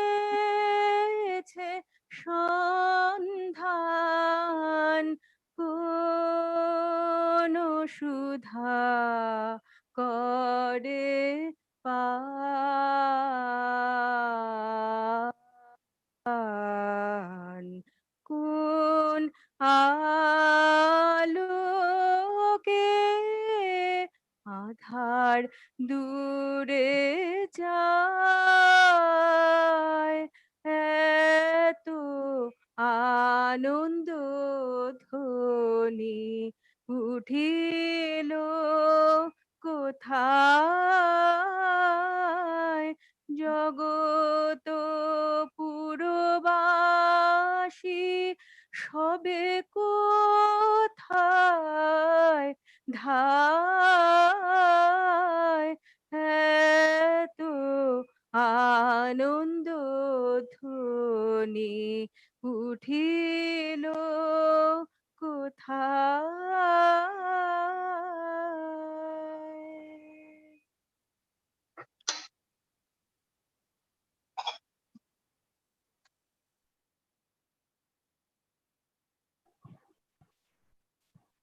থ্যাংক ইউ ম্যাডাম, আপনি আমাদের নেক্সট টেকনিক্যাল সেশনের প্রথম সুরটা বেঁধে দিলেন। এত আনন্দ ধ্বনি উঠিল কোথায়। সত্যি যখন আমরা শ্রী অরবিন্দের সাবিত্রী পড়ব, তখন আমাদের মনের মধ্যে এই ধ্বনিটাই উঠে আসবে যে এত আনন্দ ধ্বনি উঠিল কোথায়। শ্রী মা বলেছিলেন, যখন তোমার মন খারাপ হয়ে যাবে, মন যখন তোমার কোনো চঞ্চল হয়ে পড়বে, তখন তুমি সাবিত্রী খোলো, সাবিত্রীর যে কোনো পাতা খুলে ফেলো, পড়ে তুমি সাবিত্রী পড়ো। তো আজকে সাবিত্রী সম্পর্কে গভীর জ্ঞান আমাদের অবশ্যই নেওয়া দরকার আছে। আমাদের মধ্যে আমাদের খুব প্রিয় স্পিকার আজকে এসেছেন, ডক্টর সৌমিত্র বাসু। তিনি হচ্ছেন ইন্টারন্যাশনাল স্পিকার ঋষি অরবিন্দের উপরে। এবং আজকে তাকে আমরা পেয়েছি, তিনি খুব ব্যস্ত মানুষ, তাও তাকে আমরা পেয়েছি। তিনি চেম্বার কামাই করে দিয়েছেন আমাদের জন্য। সুতরাং ডক্টর বাসু, আপনার সময় নষ্ট করব না, আপনি আগে শুরু করে দিন, তারপরে আমরা গভীর আলোচনায় যাব। ধন্যবাদ। ধন্যবাদ ডক্টর দাশগুপ্ত, ধন্যবাদ আপনাকে। নমস্কার। Doctor Thank Basu. you. Thank you, and thank you specially that I've been invited to speak on Savitri on an auspicious day in Mahanavami in Durga Puja time, and also at a time when we are threatened by this pandemic that is going on, and it is very significant at this junction that we are discussing about Savitri. Now, Savitri is poetry written by Sri Aurobindo. Not an ordinary poem, not an ordinary poetry, but it's a poetry of epic dimensions. So it is considered to be an epic, just like Ramayana and Mahabharata, Iliad and Odyssey are considered as epics. So Savitri is also, in that sense, an epic that is running over 24,000 lines, and in English. And speciality is that in that epic he has been dealing with metaphysics in such depth that the language he has used in Savitri has also had to be upgraded, so that English has been given a position of a status of a Devabhasha by Sri Aurobindo in writing this. Now, Savitri is a great what you call saga of existential questions of life, and what we are, and what is going to be the future of the earth.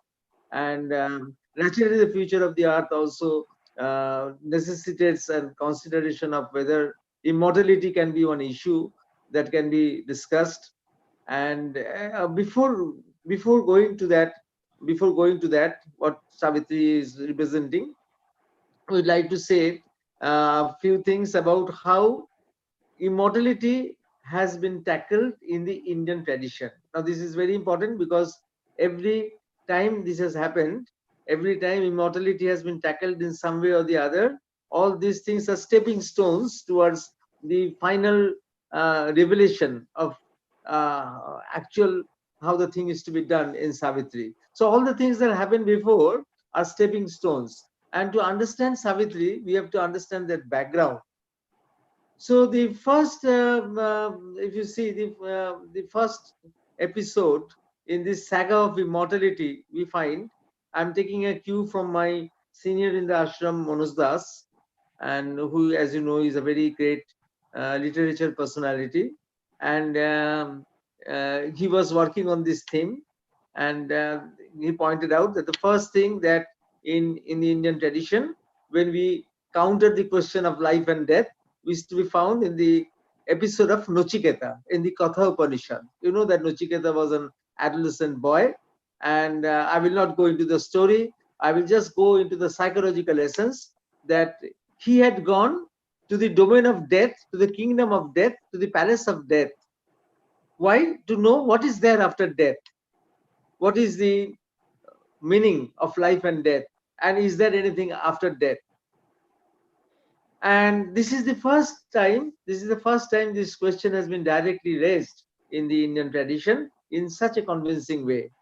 And he has been explained, Death, who was at first not wanting to cater to his demands, but later had to yield, and then Death had to explain to him about the consciousness of immortality. So that even though we are mortal, we have inside us, in our consciousness, an element of immortality, an element that is transcending our lifespan. And that is how you can be identified with the essence of your soul. So that is how he first came to know, Nachiketa first came to know about the immortality of consciousness which outlives an individual lifespan. And it outlives because the essence of the consciousness is there in the soul, is contained in the soul, and the soul can be identified, with the Supreme, the Brahman. Now, this is a very interesting thing. And as Anirbanji, who afterwards, a great Baul and a great saint, who afterwards pointed out that it is very strange why Nachiketa had to go to the palace of death to ask what was there after death. So he goes there. He goes there. He is not asking it from his position in the earth. He has gone to the domain of death, and there he is asking what is the meaning of death. What is the meaning of something? Is if there is something which is existing beyond death. And this means that from the ordinary consciousness that we live in, the ordinary cognitive consciousness where we are, we can't understand this kind of existential issue unless we shift our consciousness to something somewhere beyond. Somewhere beyond means beyond our rational mind, beyond our usual cognitive apparatus. Unless you go to the supracognitive planes, so the supra-rational planes, then we cannot start questioning this. So this is a lesson for us. This is a lesson that we derive, that we want to ask an existential question, then you cannot ask that question, or you cannot raise that question from the ordinary consciousness where you are enmeshed. So you have to rise above in your consciousness. The second event after Nachiketa we find is the legend of Markandeya. And that is very interesting because Markandeya was also a 15 to 16 years old lad who was, destined to die at a particular moment. And the messengers of death had already come and they were waiting because it was the destiny. It was written in destiny. It was fated that he should die at that particular moment. And he knew about that moment because he was always told that this is going to happen to you. And at that moment, when the messengers of death had come, he had merged his consciousness with the cosmic consciousness. He had merged his consciousness with the consciousness of Shiva. He had merged his consciousness with the, what you call the infinity. And because he was no longer an individual point, you see, no longer an individual point, but someone who had expanded himself to infinity. So the messengers of death could not find any individual because the individuality was no longer there. The individuality had merged into infinity, and so that they had to go back. So that was a what you call a momentary victory, a victory over a moment. But then this also brings a very important issue, which means that a moment can also represent an eternity, and a moment can also represent an eternity. This is a very important issue because on this issue is founded the great Indian philosophical wisdom, that the macrocosm is represented in the microcosm and the microcosm is represented in the macrocosm. You see, Sri Aurobindo has used the word the giant point number of times in Savitri. So giant point is that point where the moment becomes eternal. So that is a point where the moment becomes eternal. That's why he is using the word the giant point. Now what has that for significance for us? The significance for us is because all these are helping us to build our level of consciousness to a point where we can approach Savitri. And so this is teaching us one very important thing, that usually when we do not know to live in the moment, as Lord Buddha used to say, live each moment, because every time, every moment we are actually living either in the past, burdened with the past, or anticipating about the future. Every moment is a burden of the past or is an anticipation of the future. No moment is free. We do not live any free moment. To live any free moment is not so easy. To live a free moment, free from the past, that means you are free from your unconscious, you are free from your inconscious, you are free from your subconscious. It is not easy. It is not easy for the outer being to remain free from the unconscious. It is there acting at every point. And the anticipations also, anticipations of the future, they are arising from fears that are coming from the unconscious. So it is actually the unconscious which is dominating us every moment. To be free from the unconscious, you have to shift to another domain, and that is a domain in the deeper sense, in the inner being. So you have to shift from the outer personality to the inner being. So you see that, and in Nachiketa's case, we found that we have to transcend our cognitive consciousness. And in Markandeya's case, we find that we have to shift to live in a moment, because the moment is always burdened by the unconscious. We have to shift to the moment which is which is free, and that freedom we don't know. We talk about freedom, but we don't know what is freedom, because every moment psychologically we are conditioned by the unconscious. So to be free, then you have to be free from your external being and go to the inner being. So this is the second step. All these are things which you have to know and which you have to imbibe if we have to understand Savitri. Then the next story, the next legend in our Indian tradition is the famous episode of Ruru and Pramod Vara. Sri Aurobindo wrote that very beautiful poem, very beautiful poem Sri Aurobindo wrote about in Love and Death, where he talks about this Ruru and Pramod Vara. Only he changed the name Pramod Vara to Priyum Vara, so that poetically it was more suitable. Here, what has happened, that Ruru is has his soulmate in Priyumvada, but Priyumvada has died out of snake bite, and Ruru has to bring her back to life. To bring her back to life, he has to make a compromise with death. You see, it was a compromise. The compromise was what? That half of his lifespan he had to give to the Priyumvada. You see, Priyumvada he was told that Priyumvada will come again alive. Only you have to give half of your lifespan. So Ruru was supposed to destined to live a number of years. So half of that span he had to give to Priyumvada. So it was not a complete victory. It was a partial victory. It was a conditional victory. It was something which was done out of what you call adjustments and compromises. But at the same time, even this Ruru would not have been able to do unless he had a password to enter the domain of death. You see, to make a compromise with death is not so easy. You have to enter the domain of death to make that compromise. And also you have to make yourself in such a way, you have to prepare yourself in such a way that death will come to you for that compromise. Otherwise, why will death talk to you at all? Why will death give an importance to you? Death might ignore you.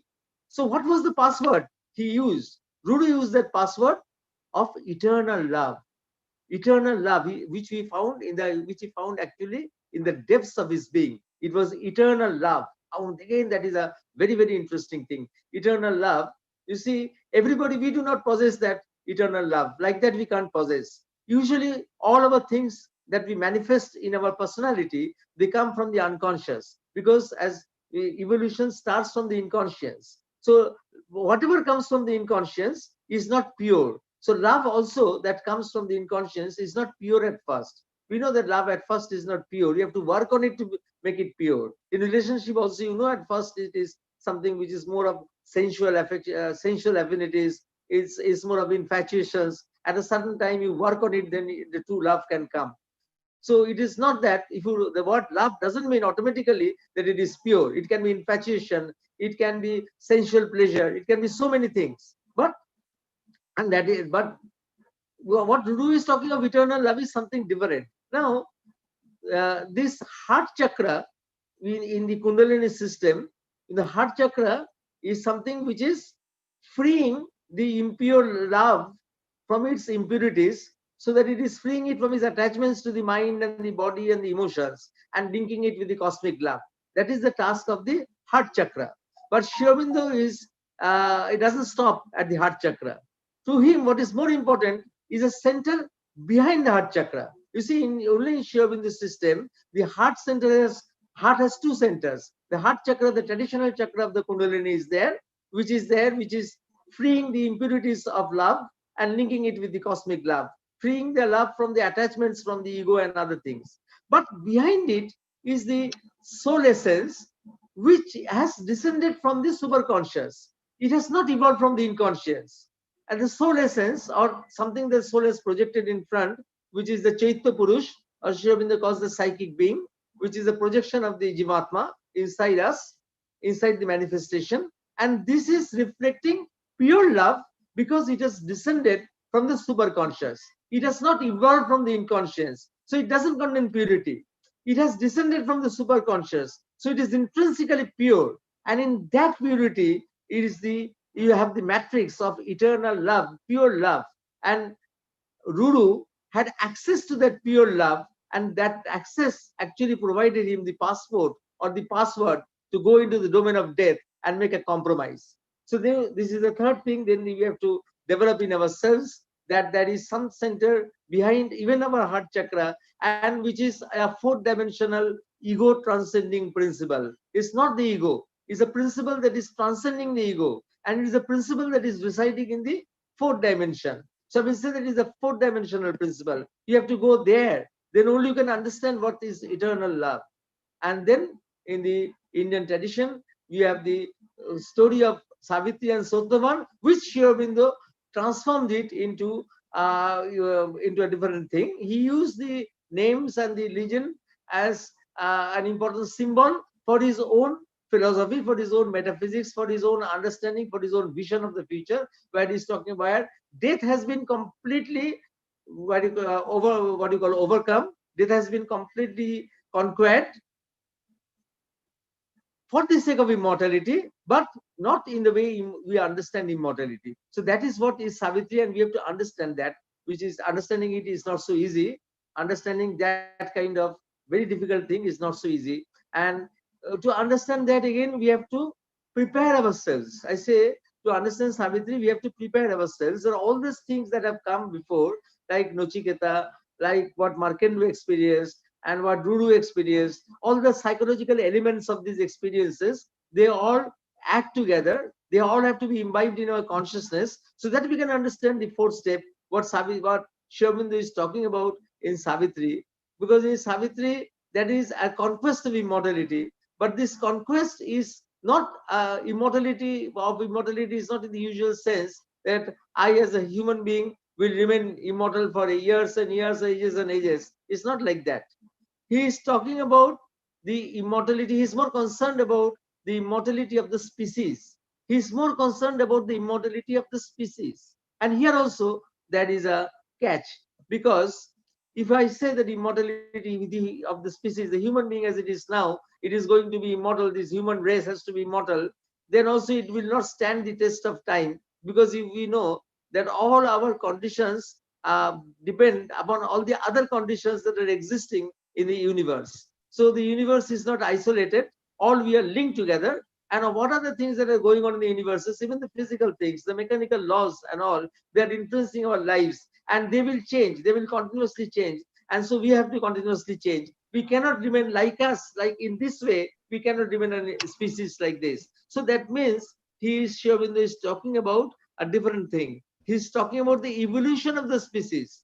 The evolution of the species, which we thought had ended with the biological evolution of the mind. We thought that in biological evolution, after human beings came and the mind came, then the evolution has stopped. But Sri Aurobindo doesn't stop there.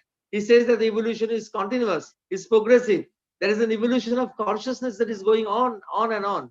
And this evolution of consciousness will lead to an unfoldment of newer and newer species until a very, very high human species called the supramental, and which will manifest, and which is not also going to be the end, because the supramental will decide what the next step will be. So you cannot say that anything is final. You cannot say anything is final, but that process of this what you call extending our species so that we do not get destroyed but get renewed in newer and newer forms in evolution of terms of consciousness, that is made possible. And that for that you need to have a force of transformation. So this is Savitri is talking about this whole affair, where the human being in the human species is also going to be transcended, so that new species come and a new force of transformation comes in. Now this is a very big thing, and we will not go to the details, because it will be very difficult. It is a very difficult subject, and it will also not be very interesting to you at this moment unless we talk about the preliminaries. What I say is that this journey in Savitri, this episode in Savitri, it has two important forays into the annals of consciousness, two important travelogues, two important travels, two important journeys. One is a journey that is going up, up and up, which is an ascending journey. So that is the ascending journey is actually taking over all the aspirations of humankind since the beginning of the manifestation, since the beginning of the creation, since the beginning of when the human being started dreaming, started aspiring towards something higher. So all the aspirations that have been carried over all over the earth for centuries and centuries, they have been gathered, and with that someone is taking them up and up. Ashwapati, who is Savitri's father, is taking their aspiration up along the hierarchies of consciousness. And these hierarchies of consciousness, as far as spectrum of consciousness, Sri Aurobindo has talked about the hierarchies of consciousness. Ken Wilber afterwards in psychology used that analogy to construct his spectrum of consciousness. So he's going above, and then from there he's bringing a boon that somebody has to come and save the earth. And while he's coming, somebody comes down, that Savitri is sent to save the earth as the forerunner of the rest. And then Savitri undertakes another journey, which is a journey inwards. Savitri first takes the journey inwards. So that was the first journey, was the journey upwards. The second journey is the inwards, that you go into the progressively to the depths and depths of your consciousness, and the depths and depths of the cosmic consciousness, and the depths and depths of the transcendental consciousness that again surpasses the cosmic consciousness. So all this, she travels in not only in time and space, but in the domains beyond time and space. And when she has traveled to the to the utmost depth, then only she has gathered everything inside her, all the world she has gathered inside her, and now she can ascend so that the force of transformation can come down. So it is an epic journey, which is very very interesting. We have to, if you want to understand this journey, what the difficulty is, the difficulty in understanding this journey or this kind of literature in which Savitri is being manifested, is that the whole thing is taking place simultaneously in many realms of consciousness. You see, it is not only taking in one plane. I will just give you some examples before I finish. I don't want to take too much of your time on the Mahanavami day, otherwise you will get bored. So something is happening simultaneously at many levels. So Savitri, why it is difficult to understand, because it comes out of non-linear thinking. It is not coming out of linear thinking. It is a product of non-linear thinking, and many things are happening simultaneously at many levels of consciousness, and that is why it is a symbol, but it's a symbol that is there at every level, and it is difficult to understand. That's why you have to prepare yourself. One has to prepare oneself to understand Savitri, and preparing oneself is to bring the silence into your system, raise your consciousness above your rational consciousness, go to the depths to your Chaitya Purush, which is behind your ego, or the psychic being, which is deep behind. Prepare yourself by becoming flexible in your consciousness, by becoming accommodative in your consciousness, because you will be barraged with new ideas, which will be shaking your old foundations of thinking. And you have to be prepared to accept all entirely new ideas, entirely new, which will be shaking all your nurtured foundations, which has been there due to your culture, due to your society, due to your religious knowledge and all that. So all those things will be broken. So you have to be prepared for that. So an introduction to Savitri actually means and preparing yourself for that knowledge. And you see, what is very interesting, that Nachiketa and Markandeya were 15 to 16-year-old kids. So they were adolescents. And in the case of Ruru and Savitri Satyavan, they are all young adults. Now this is also very interesting, because as adolescents, they were which was representing that they were having a query. They were on a quest. So adolescence is representing the quest for new knowledge. At the same time, in the other two stories, in Savitri and also in the story of Ruru and Pramod, they are youngsters who are concerned not only about themselves, they are concerned about their partners. So Ruru was concerned with Pramod. He wanted to revive Pramod, and Savitri is wanting to revive her husband Satyavan, who has died prematurely. So you see, they are not talking about the individual self. When you have become an adult, then you have become mature, then you are not only working for yourself, you are working for others too. Then you are prepared to work for the whole humanity, actually, through that work. So you are not only individual. Whereas in adolescence, you are still on an individual quest. But when you have become young adults, then you have to take the responsibility of others. In case of Savitri, she comes through Sat Satyavan, is a symbol through which she comes actually to take the burden of the whole human race. She is not doing it for herself. She is doing it for the whole human race as a whole. Now, as I will just give you some examples of how what is this, what kind of thing Savitri deals with, or in what way it deals with, not what kind of thing, in what way it deals with. It deals with things in a very different context. For example, it deals with symbols.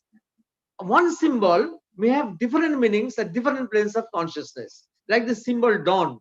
So the first chapter is starting with the name, the symbol dawn. So dawn, there are many levels where dawn is there. No? The dawn is there. This day is preceded by a dawn. But then the night of ignorance is preceded by the dawn of knowledge. Creation is preceded by the dawn of pre-creation. So, and what you call the spiritual knowledge is preceded by a dawn where revelation will occur. So dawn is occurring at many levels. I will just come to dawn. I will just come to the symbol dawn before I finish. I will not take much of your time. Again, I will say that the first line is very interesting of Savitri. Of this 24,000 lines, the first line is, it was the hour before the gods awake. It was the hour before the gods awake. So the gods were not active. Now, you see, I'm just trying to tell you the significance of this line to show you that concentrating on one line actually is opening up many vistas of knowledge. It is opening up of many avenues. It is opening up. Now, what is this beautiful line, and what is the meaning of this line? It was the hour before the gods awake. To understand this, you have to go back to a Chaldean tradition, which is older than the Egyptian tradition. And this Chaldean tradition, mother is to quote, because she explained that it was psychologically, it was very significant. It is just a legend. It's just a story, mother said. But then psychologically, it is very interesting. What was that legend is that when creation started, certain things were thrown into the manifestation, like love, light, knowledge, and they were told to expand themselves. And expanding. So they expanded to the extent, this is love, light, knowledge, truth. They were told to expand infinitely. And among the infinite possibilities of expansion, one was to create their opposites. Just as me, being a doctor, I can also become a bad doctor. So like that, anything, if you extend it, it can turn into its opposite also. So in that way, that because they were given that freedom to reproduce themselves in eternal, infinite ways, so they also reproduce themselves in their opposite, so that love became hatred, knowledge became ignorance, light became darkness, joy became suffering. So there was a chaos in creation. And so a second group of forces were sent. Why? To correct the disharmony, to correct the imbalance. This second group of forces are the restorative forces. Now the first group, for the first time when the disharmony happened, when love was changed into hatred, when joy was changed into suffering, light was changed into darkness, knowledge was changed into ignorance. What happened when these three forces came out? The forces of ignorance, sorrow, death, all these things, they were representing the Asuras, they were representing the demons. And that is why in every culture, every religion, every tradition of the world, there is a commonality in accepting the religion, the Asuras. So Asuras are called by different names. We classify them in a different way of consciousness, like Asuras, Rakshasas, Pishachas, and all that. In the Western world or the Semitic world, they use the terms like devil, Lucifer, Mephistopheles, different ways. But they are actually talking about the same forces. They are actually talking about the same thing. So these are the forces that are playing havoc, and they are present from the very beginning. It is after that, after them, because they caused so much disharmony, that the restorative forces were sent. And the restorative forces are known by different names in different traditions. In our tradition, we call them gods. In other traditions, they might be called as angels or divine beings or fairies or something else. Something or the other, they are named. So the name doesn't matter. What they're representing is matter. It's the restorative forces. So now Savitri begins at a time when the manifestation had not occurred. Until the manifestation has occurred, there is no chaos. You see, before the manifestation, there was nothing. There was a void. There was a fathomless void. And in the fathomless void, there is nothing. So there is no disharmony. So the gods were also not activated. These forces were not activated. It is only when the manifestation came, and then the negative forces became so important that the restorative forces of the gods had to be activated. So Savitri is beginning at a time before the gods awaken. So you see that one line is bringing out such an important thing. And then there is a corollary of what I'm saying. The corollary is that in most of the traditions in the world, including the Indian tradition, so long it was considered that a freedom from these negative forces, from the Asuras, from the demons, from the Rakshasas, was not possible on earth. So you have to seek salvation in the heaven. So that was how in the Semitic religions in the West and in the what you call, and in all the other Semitic religions which is there outside India, you have this, that you have to go to heaven because the world is impure, the world is full of all these Asuras and Rakshasas, and unfortunately you can do very little here with them. And then in our tradition, if you see that Sankaracharya, which we propagated Jagat Mithya Brahma Sattva, Jagat is the world of this falsehood and transaction, falsehood, these Asuric transactions. So Jagat is Mithya and Jagat is false. So you have to go back to Brahman, which is the only truth. And afterwards, the post-Buddha Buddhists were also very intelligent. They said that Jagat is Mithya, but how do you know that Brahma is Satti? Brahma is Sattva, that is also doubtful, that whether Brahma is the only truth. Actually, there is nothing called truth. The reality is zero, infinity, the void. So you can go back to the void. Now, for both Sankaracharya tradition and for both the Buddhist tradition, the solution was one: not to be born again on earth. And I don't know, for me, I can tell, I think Professor Devdular will also be able to agree with me. When we were very small and there was no television, and I used to see elderly people, I used to meet them frequently sitting after retirement, sitting in a very lonely way, and I would ask them, what are you thinking? And many times they used to say, let this life be the last life. So, but nowadays, old people don't say that because they see television serials, so they wait for the next serial the next day. So that has changed now because of television serials. But that was actually, the mentality was like that. So in our tradition also, it was that you don't have to be born again. So whether it is Buddhist or non-Buddhist tradition, you don't have to be born again because the world is full of these negative things. The Jagat is Mithya.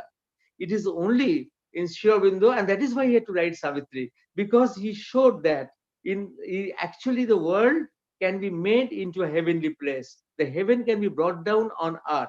And how the heaven can be brought down to earth, how that thing can manifest on earth, how the heavenly qualities can manifest on earth, how can earth be a place of perfection that you don't have to go to a faraway heaven to seek perfection. That is the whole story of Savitri. Savitri is dealing with that whole issue, that how you can bring that perfection on earth. And to understand then again Savitri, I will come back, I will finish with the, I know that I am transgressing my time, but I started late, so you'll give me a few minutes. Professor Dattara, you just give me a few minutes before, because I started half an hour late. A little bit I'm just telling. I'll talk about this, not much. I'll just talk about the symbol dawn. The symbol dawn is a very interesting symbol. Sri Aurobindo liked that symbol very much. Now you see that dawn is here representing simultaneously many things. So outwardly, when the story starts, the dawn is representing, the story starts, the dawn is representing the day when Sotavan, it is the dawn of the day when Sotavan is destined to die. But then it is also meaning different things and different planes of consciousness. As Sri Aurobindo believed and taught that truth is simultaneously present in the individual, cosmic, and the transcendent levels. So at every level, there is an outflowering of dawn. At every level, dawn is manifesting simultaneously. Simultaneously, dawn is manifesting. So that is a divine event has to manifest, which is the creation has to manifest. So here you can also take it that Sri Aurobindo is talking about the pre-creation, before the manifestation takes place. What is happening? What is happening there? Something is happening there. Though it is a void, still in that void, something is happening. Something is going to happen, because the void is void in one sense, but it is also not a void, because it has something. What it has? The memory traces of the bygone creations. The memory traces of the bygone creations are there. And in the memory traces, they will form templates. And on those templates, the next creation will start. So that is a dawn. So this is a dawn that something will be happening in that dawn. Something will be happening in that dawn. Something is being prepared in that dawn. Then there is a dawn of what you call, there are different kinds of dawn. That is a dawn of knowledge manifesting in the individual who is lying in a matrix of ignorance. So also in our individual life, every time we are arising out of ignorance to knowledge, we are actually living out a dawn. A dawn is happening every time in our lives when we, out of our ignorance, are arising into the domain of knowledge. And we do that repeatedly again and again, because we slip down into the unconscious. We slip down into the inconscious. So we have to rise again and again. So dawns are needed again and again. So there is a dawn of efflorescence, there is a dawn of splendor, there is a dawn of infinite variation, there is a dawn of superconscious, and there is the dawn of God light. There is the dawn of God light. And this goddess of that is the dawn of God light, which has to replace the night, the consciousness of night, that has to be replaced by the dawn. And this dawn has to recur again and again. And at each step of evolution is actually, each forward step of evolution is actually signaled by a dawn. So dawn in the evolutionary scheme, again, dawn is representing each forward step in evolution. So something has happened, something has been static, then something has to change, there has to be a mutation, there has to be a dynamic change, and then again another dawn that comes. So similarly, so every time the creation dissolves and has to start again, the dawn of light and truth has to emerge from nothingness, from zero and inconscience. Each time the evolutionary journey has to make a mutant change, mutant leap forward, the dawn of progress has to signal off the process. So each time that has to happen. And each time a prophet, an avatar, appears in humanity, because humanity is besieged in falsehood and ignorance. So each time a prophet comes, a new revelation comes, a dawn of God light manifests to that savior. Now the question is, can one individual represent the humanity? Can one individual prophet who made Jesus, it might be Muhammad, it might be Sri Aurobindo, it might be anyone, can he represent the mass? Has he got? Of course, Sri Aurobindo says, because reality is simultaneously present in three pauses: the individual, universal, and the transcendent. The consciousness is diffused in the cosmos, and the same consciousness beyond the space and time, and the same consciousness is concentrated in the individual within the limits of space and time. So the individual can, of course, represent, because they can represent the mass, because the individual is one poise of reality, and the same poise of reality is manifested by the cosmos. So one individual can be the savior, an individual can be a prophet, and this phenomenon is reflected. So that is why this phenomenon is reflected in the endless procession of dawns, the endless procession of dawns, which Sri Aurobindo loved very much, and he loved that quotation from Rig Veda so much that he used it in the Life Divine. He is talking, he has translated it, that passage from Rig Veda, which I will just read out to you, and then you will understand its significance. He is talking of dawn, the eternal succession of dawns, the procession of dawns, because anything cannot stop anywhere. Anything cannot stop anywhere. The process has to continue. Progress has to continue. You cannot stop. You cannot say that this is the final. So in the Rig Veda quotation is, she follows to the goal of those that are passing on beyond. Usha dawn is following all the dawns that have gone before. So she is the first in the eternal succession of dawns that are coming. So there is an eternal succession of dawn, and each dawn is a new dawn. So Usha widens, bringing out that which lives, awakening someone who was dead, because it is rejuvenating. Each dawn is a dawn of rejuvenation. What is the scope when she harmonizes with the dawns that shone out before and those that now must shine? That means each dawn is not an isolated event, but carrying the essence of all the dawns that have preceded it. See, each dawn is not an isolated event. Each dawn is carrying the essence of all the dawns that have preceded it. Then she means the dawn, Usha, desires the ancient mornings and fulfills their light. So she is fulfilling the aspirations that have arisen from the very beginning of the earth, arising perfection, that asutama sadgama, tamasoma jyotirgama, that aspiration, and projecting forward her illumination. She enters into communion with the rest that are to come. So even one which has, she is not only imbibed what has been in the past, but she's also waiting for the rest that are to come. The future ones, she's also waiting for that. She's also opening itself. She's receptive to the ones which are in the future that are to come. And now Savitri is an adventure in joy and consciousness in a panorama of succession of dawns. Why it started? Shobhindu starts with dawn, Savitri, and 24,000 lives after he ends with dawn. And in the whole book of Savitri is a panorama of succession of dawns, where continuously will be fed with quantas of light. Quantas of light will be injected into your consciousness, and that proceeds from pre-creation to and culminates in the supramental vision. And it is, and I will just qualify some of the qualities of this dawn. Firstly, this eternal recurrence of dawn signifies that each moment is not final. Each moment is in Tibetan terms, in Tibetan Buddhist terms, each moment is an in-between moment. In Tibetan Buddhism says that each moment is an in-between moment. It is transformable into liberated enlightenment. Each moment can be transformed into a liberated enlightenment. Each moment is in Tibetan Buddhist terms is unstable, it is fluid, it is flexible, and it can be transformed. It is transformable always into something very luminous. And now you say that if it is such, how can science say that when does creation start and creation will end at that time? You see, science, frequently we read in science books, creation started with the Big Bang and the creation will end at that time. No, here we are talking about the eternal succession of creations. Now, if one creation ends, another creation will start. So that is a different thing. Again, of the creation of which the scientists talk, again there are question marks also. It is not that all scientists believe in this kind of things, that you can just proclaim that creation started at this time and the creation will get destroyed at that time. Because to be truthful, the important laws of physics are formulated by solved equations, which are second order linear differential equations. Second order linear differential equations. They are called solved equations. Now, to you, they are very brilliant, these equations. But to use that equation to understand the endless complexity of the multiverses, I'm not talking about the universe, multiple universe. I'm talking about multiverses. That is too oversimplified. That might be too oversimplified at a certain point of time.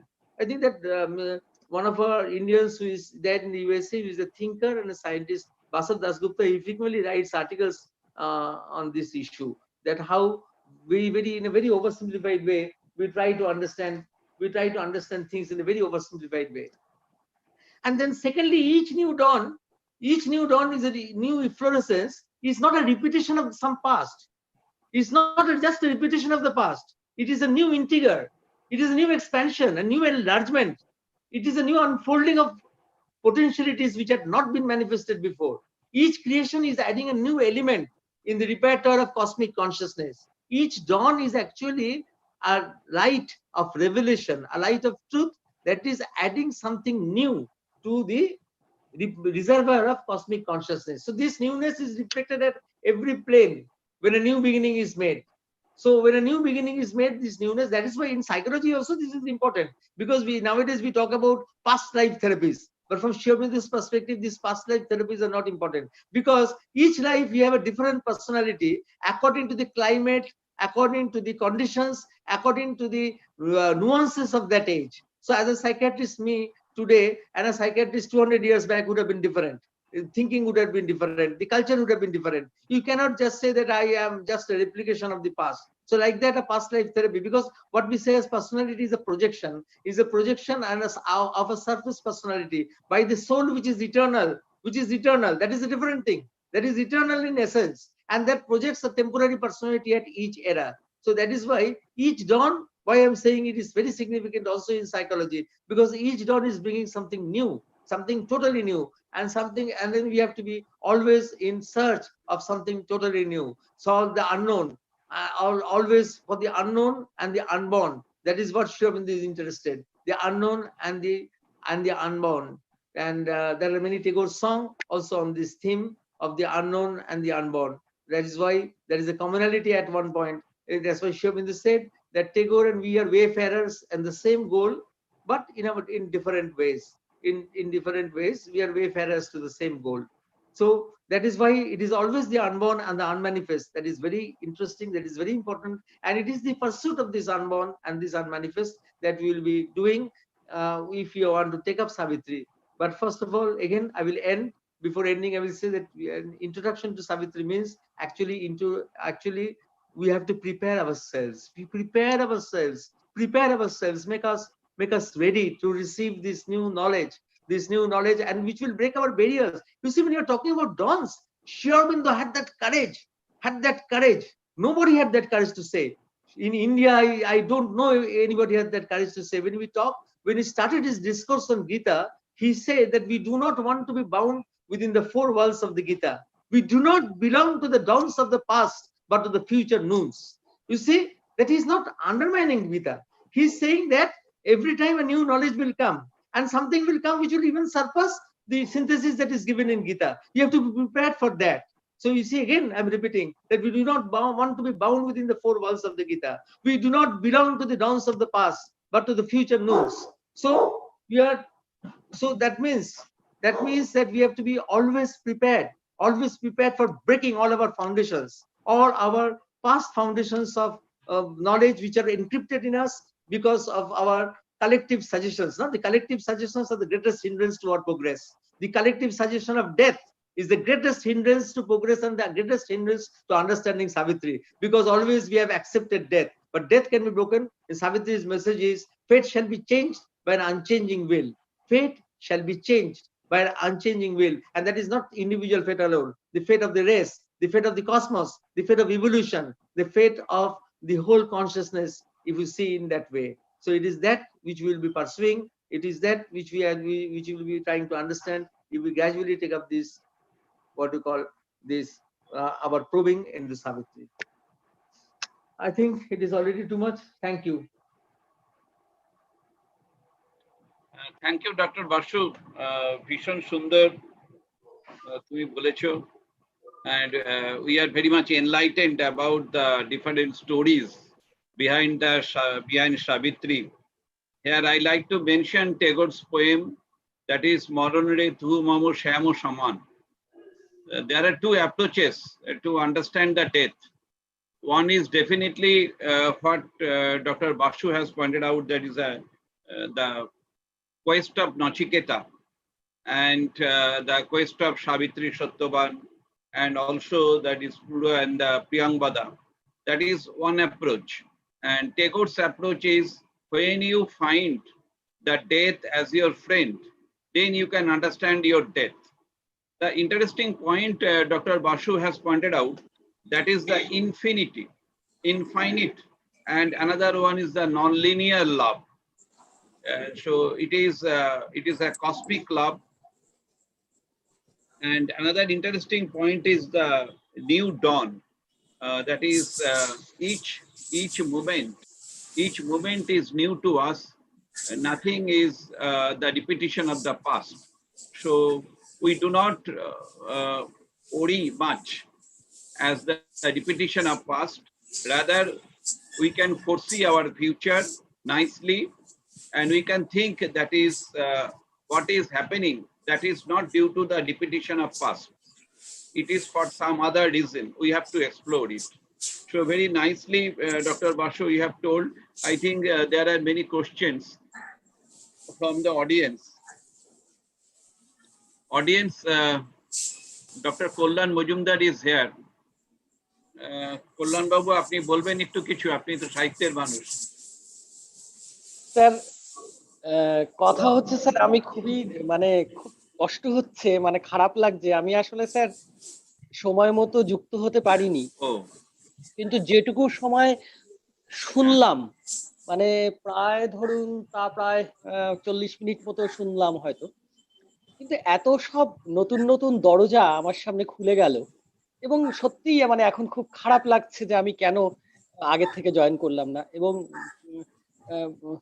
Mister Basu, আমি জানি না ওনার সম্পর্কে খুব বেশি কিছু, কিন্তু উনি যেটা বললেন মুগ্ধ অভিভূত, সত্যিই তো তাই, যে আমাদের ভেতরকার যে সত্তা, সেই সত্তার কাছে প্রতিটি মুহূর্তই নতুন নতুন করে উপনীত হচ্ছে।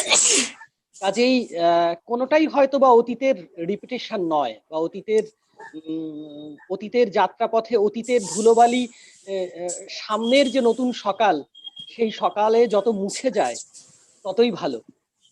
নতুন নতুন ভোরে নতুন নতুন চিন্তা এবং চেতনায় আমাদের ভেতরকার যে কনসাস, সাবকনসাস এবং সুপার ইগো যাই হোক না কেন, ইসের ভাষায়, মনোবিজ্ঞানের ভাষায়, যেটা হয়তো আমার একদমই জায়গা নয়, কিন্তু তবুও প্রত্যেকটা মুহূর্তে আমাদের যে অন্তর্গত সত্তা, সেই সত্তা যদি নবনব সুচিন্তায়, শুভ ভাবনায় উন্মোচিত হয়, উদ্বোধিত হয়, পুরনো গ্লানিকে ভুলে গিয়ে, পুরনো কালিমাকে ভুলে গিয়ে, পুরনো যা কিছু ভয়, সংশয়, হতাশা বা ভুল, রোজ সকালই নতুন সকাল, রোজ একটা মানুষ নতুন মানুষ, এটা স্যার রবীন্দ্রনাথের জীবনেও ঘটেছে।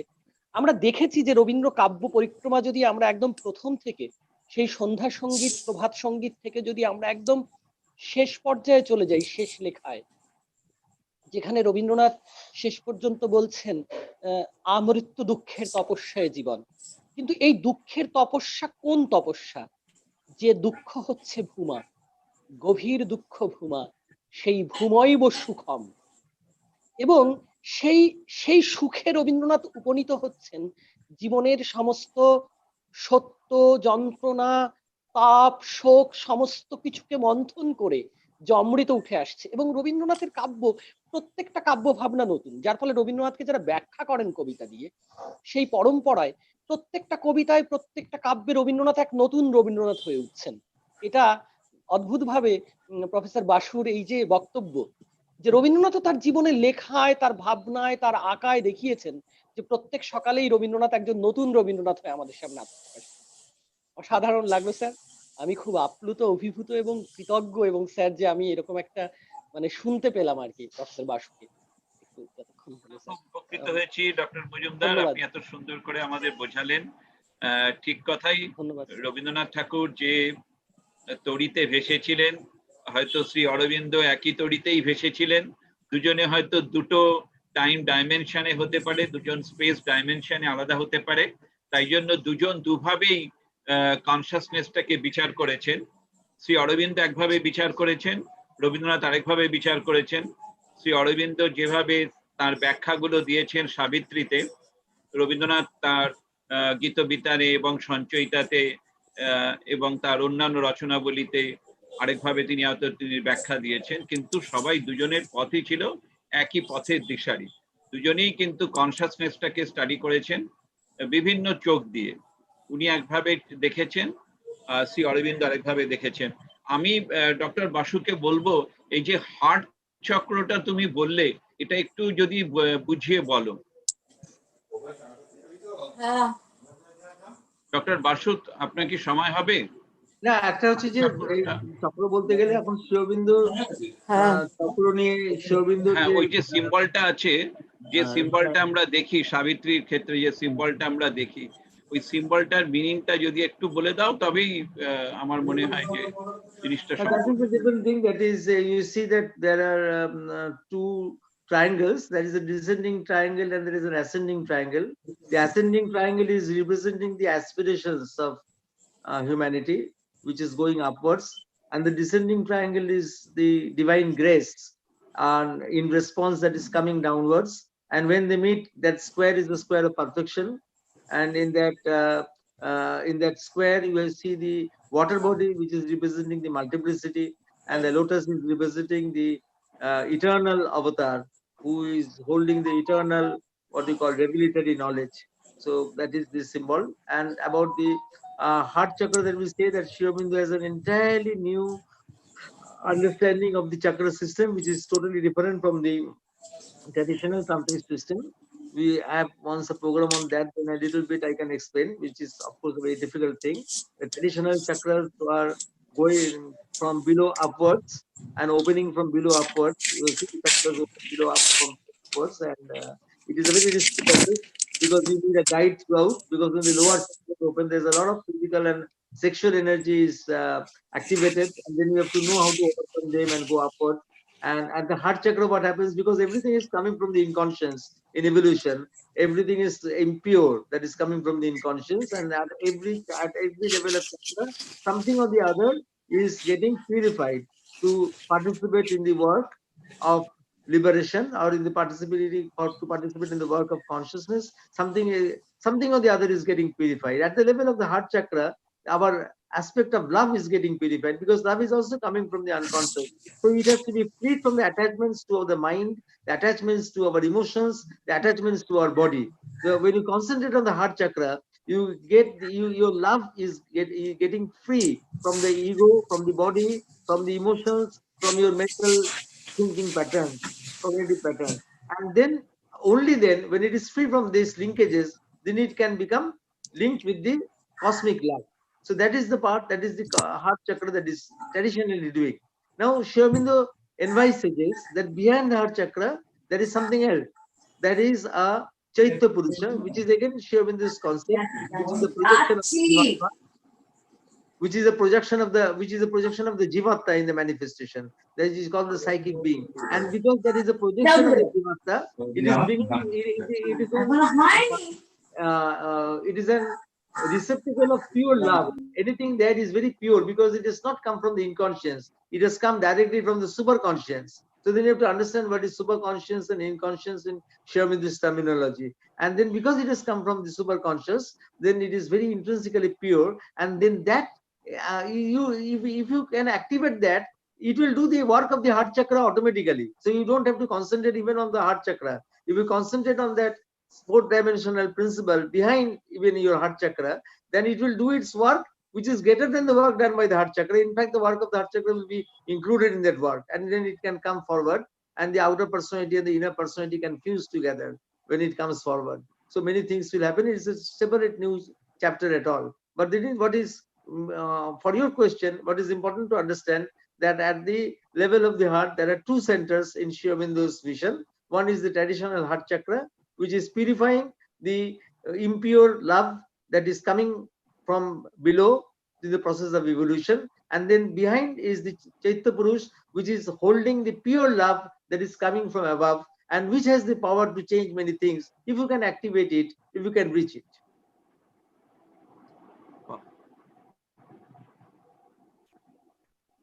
থ্যাংক ইউ ডক্টর বাসু, খুব ভালোভাবে বোঝালেন তুমি হার্ট চক্রটা। আর একটা প্রশ্ন মনের মধ্যে এসেছিল, তুমি যদিও ব্যস্ত, তাও তোমাকে রিকোয়েস্ট করছি, ফোর্থ ডাইমেনশনাল অফ ইগো, এটা তুমি বলছিলে, এই ব্যাপারটা যদি একটু তোমার পক্ষে সম্ভবপর হয়।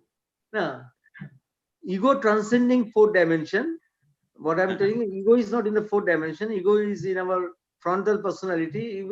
In Sri Aurobindo's, in psychology, we use the word ego in many different ways in psychology. But in Sri Aurobindo's metaphysical psychology or yoga psychology, ego is used in a different sense. I'm talking about I'm not talking about our psychology, academic psychology, which we study in our colleges. I'm just talking about metaphysical psychology. In metaphysical psychology of Sri Aurobindo, we have the planes of consciousness that are in there in our surface personality, which like the plane of mind, the plane of vital or life or emotions, and or life energy, and the plane of our body. Now these three things are not these three planes are not harmonized with each other. So your mind might want today that I will study a lot of psychology today, but the body might come with a headache and prevent you from working. Or today you might feel a lot of energy to do a work, but you have some sort of thinking which will crumple down your energy. So all the time we are having a lack of harmonization between the different planes of consciousness. Now ego is somebody who is trying to maintain a balance, and ego is an entity which is made from these three elements, from our own things, from our own cognition, from our own emotions, from our own body consciousness. It has not dropped in us like a meteorite from the sky. It is something which is made up of our three elements. Sri Aurobindo doesn't see ego in a moralistic way. Egoism is something different. Egoism means that attitude that what I think is the best. But ego is an entity. There is no morality attached with it. It is an entity, but in statistical terms, it is skewed. It is skewed because it is biased towards the mind, or it is biased towards the body, or it is biased towards the emotions. And that is why it cannot perform its functions properly. So in the Indian tradition, always it was recognized that the ego cannot perform its function nicely, properly, and that is a cause of difficulties in this world, cause of disharmony in this world. And that is why one solution was to get out of the ego. When you get out of the ego, then it is very difficult to hold the personality, because you need the personality to be in the world. So if you get out of the ego, you have to go to the forest, you have to go to the hermitage, you have to go to Himalayas, no? Where there is no society, where you don't have to fight things. So that was a solution, was a spiritual solution was given. Sri Aurobindo for the first time gave a psychological solution. You see, for old spirituality, psychology had no value. I used to be told by philosophers that why you are bringing psychology in Sri Aurobindo's things and talking about Sri Aurobindo's psychology. Spirituality has no place for psychology. You just kick out the ego and you go to the spiritual, what you call the great spirituality, to the great consciousness, to the I, void or Brahma, or whatever you call. There is no psychology there. Psychology is, we are not interested in psychology. I was actually being told by many great philosophers, they had told me like this, who are working with the metaphysics of this kind of things. And when Sri Aurobindo for the first time, and he brought psychology into the picture. He said that no, in the world, you have to work in the world, because of course, as our environmentalist told before me, you don't have forests, they are cutting out the forest also. Mountains are also getting destroyed. So you have to be in the society, you have to work there. And to work in the society, you have to exist. So somebody has to hold your personality. All the discordant parts of your personality has to be held by something. Then he says that instead of being held by the ego, it can be held by a fourth dimensional principle. That he calls the psychic being, which is deep behind your, in the fourth dimension space. You see, behind us, when we concentrate and we go behind, usually we end up in the third dimension, which is a space which contains our viscera. But there is a lot of vital energy there. But behind that third dimension, which contains our viscera, is a subtle space. In that subtle space, you have that, but still, it is that, it is us, it is our being. That is why in metaphysical psychology, we don't talk about personality at first. We talk about a being who has a dimension of personality and who has a dimension of impersonality. Who has a dimension of personality and who has a dimension of impersonality. Now, if you go behind to the subtle region, there is a dimension of impersonality there. And there you have this ego transcending principle. And that is a technique how to bring it in front. Like that, it will not come in front. You have to have a compromise. That is a great sadhana, because in between that fourth dimensional principle, that soul principle, and that ego, in between there is an inner being that has to be activated. Now again, I'm telling you, Sri Aurobindo is not talking morally about the ego. He says that the ego was the helper, ego is the bar. Ego was the helper means, because if the ego was not there, you would not have hold your personality to work out in the world. Ego is the bar, because once you want to expand in consciousness, to grow in consciousness, then the ego will be insufficient, because it is biased, not because it is bad, not because it is morally bad, but because it is skewed in statistical terms, either to the mind or the body or the physical. So it has to be replaced by someone else, instead of kicking it out and going to nirvana, or going into being a Buddhist. Modern day American Buddhists nowadays, they don't talk about nirvana. They now know that that is not possible. They also now talk about transformation, mindfulness, all these things they talk. They don't talk about nirvana. If you follow them, very interesting. They have also changed their stance, because they know that that is not attainable like that. That was attainable to Lord Buddha, but not for us like that, anybody. So you see that you can bring that to exist in the world. So you have to change the stance of your personality. Your personality has to revolve around a principle which is better, higher, and more harmonious than the ego. So this is a new psychology, and I think this is something, because you have made this institute of Psychology Institute, you are working on consciousness. I think this is this model of personality. This has to be, this can be presented, and this can be developed in very different ways, because it is a model where you have to develop it in your own way. There's a lot of creativity. You have to be creative in developing your model, because each one will develop it in one's own way. It is so flexible, and it is given in such a way. It is a very big thing, but I have tried to compress it because of constraints of time to explain. Dr. Rituparna Bashak, আপনি আছেন? আছি sir. হ্যাঁ, আপনি তো educational ফিলোসফির, আপনার মনে কি কোনো প্রশ্ন এসেছে? প্র্যাকটিক্যাল সাইকোলজি ইত্যাদি তো আপনাদের এডুকেশনে সবকিছুই পড়ানো হয় এডুকেশনাল ফিলোসফিতে। ডক্টর বাসুকে সামনে পেয়েছি আমরা। যদি আপনার মনে কোনো প্রশ্ন থাকে বা কিছু ভাবনা থাকে, আপনি শেয়ার করতে পারেন। হ্যাঁ, যেটা হয়তো আপনার ভালো লাগবে। আমি ভাবছিলাম সেটাই, যে বাসু স্যারকে আমি এটা জাস্ট স্যার আমার অজ্ঞানতা থেকে মানে জ্ঞানে যদি আমি একটু আলোকের দিকে যেতে পারি সেটার ভেবেই প্রশ্নটা করা, যে আমি যতটুকু জানি, আমি ফিলোসফির লোক নই, তো while dealing with the educational psychology philosophy for last few years, so where Sri Aurobindo is included in our curriculum, তো সেখানে সবসময় আমরা দেখি যে he is projected as basically as an idealist philosopher, একজন ভাববাদী দার্শনিক হিসেবেই ওনাকে দেখানো হয়। কিন্তু স্যার আমি যখন শুনছিলাম আপনি সাবিত্রীর একদম কনক্লুডিং লেকচার্স এর কনক্লুডিং পোর্শনটা আপনি বলছিলেন যখন, যে it's a lesson of us to prepare ourselves to face the brave new world, যদি এরকম বলা যায় আর কি, to break the barriers, যে সবসময় যেটা কালেকটিভলি যেটা আমাদের বলে আসা হচ্ছে সবসময় সেটার মধ্যে আবদ্ধ না থেকে আমাদের নতুন নতুন পথেরও সন্ধান করতে হতে পারে, and for that to prepare ourselves for the obstacles that we may face in that. Sir, if I am not wrong, আমি যতটুকু বুঝেছি স্যার, আমার মনে হচ্ছে প্র্যাগমাটিস্ট ফিলোসফাররাও কিন্তু এই প্লুরালিটি অফ ট্রুথের জায়গাটায় তারা থাকেন, তারা কিন্তু ট্রুথের ওই মানে শাশ্বত বা যে ইউনিভার্সাল ট্রুথ যেটা সবসময় সত্য শাশ্বত, সেটাকে তারা করেন না। তাদের মধ্যে যদিও একটা ইউটিলিটেরিয়ান ফিলোসফির একটা ইনফ্লুয়েন্স রয়েছে, সবসময় যেটা আমাকে সমস্যা সমাধানে সহযোগিতা করবে সেটাই আমি মানবো। জন ডি এডুকেশন সবসময় হচ্ছে রিকনস্ট্রাকশন অফ নলেজ। তো স্যার তাহলে কি আমরা অরবিন্দর এই মানে শ্রী অরবিন্দর এই জায়গাগুলোকে আমরা কিছু প্রয়োগবাদেরও তাহলে মিল পাচ্ছি? সবসময় মিল পাওয়া যায়। শ্রী অরবিন্দর আজকের যুগটাই তো হচ্ছে যে শ্রী অরবিন্দর আইডিয়াস গুলোকে প্র্যাকটিক্যাল লাইফে কি করে নিয়ে আসা যায় সেটারই তো একটা বড় যজ্ঞ চলছে। At present world, at the present times, you are trying to see how Sri Aurobindo's ideas are relevant in different fields like education, health, psychology, law. So this is the great, and even political philosophy. So which is not known. And now this is not surprising. It is not surprising that it is not known. That I will also tell you why it is not known. You see, Buddha, Socrates, and Confucius were more or less contemporaries in the world of thought. And for the last 2000 years, their thought has nourished mankind.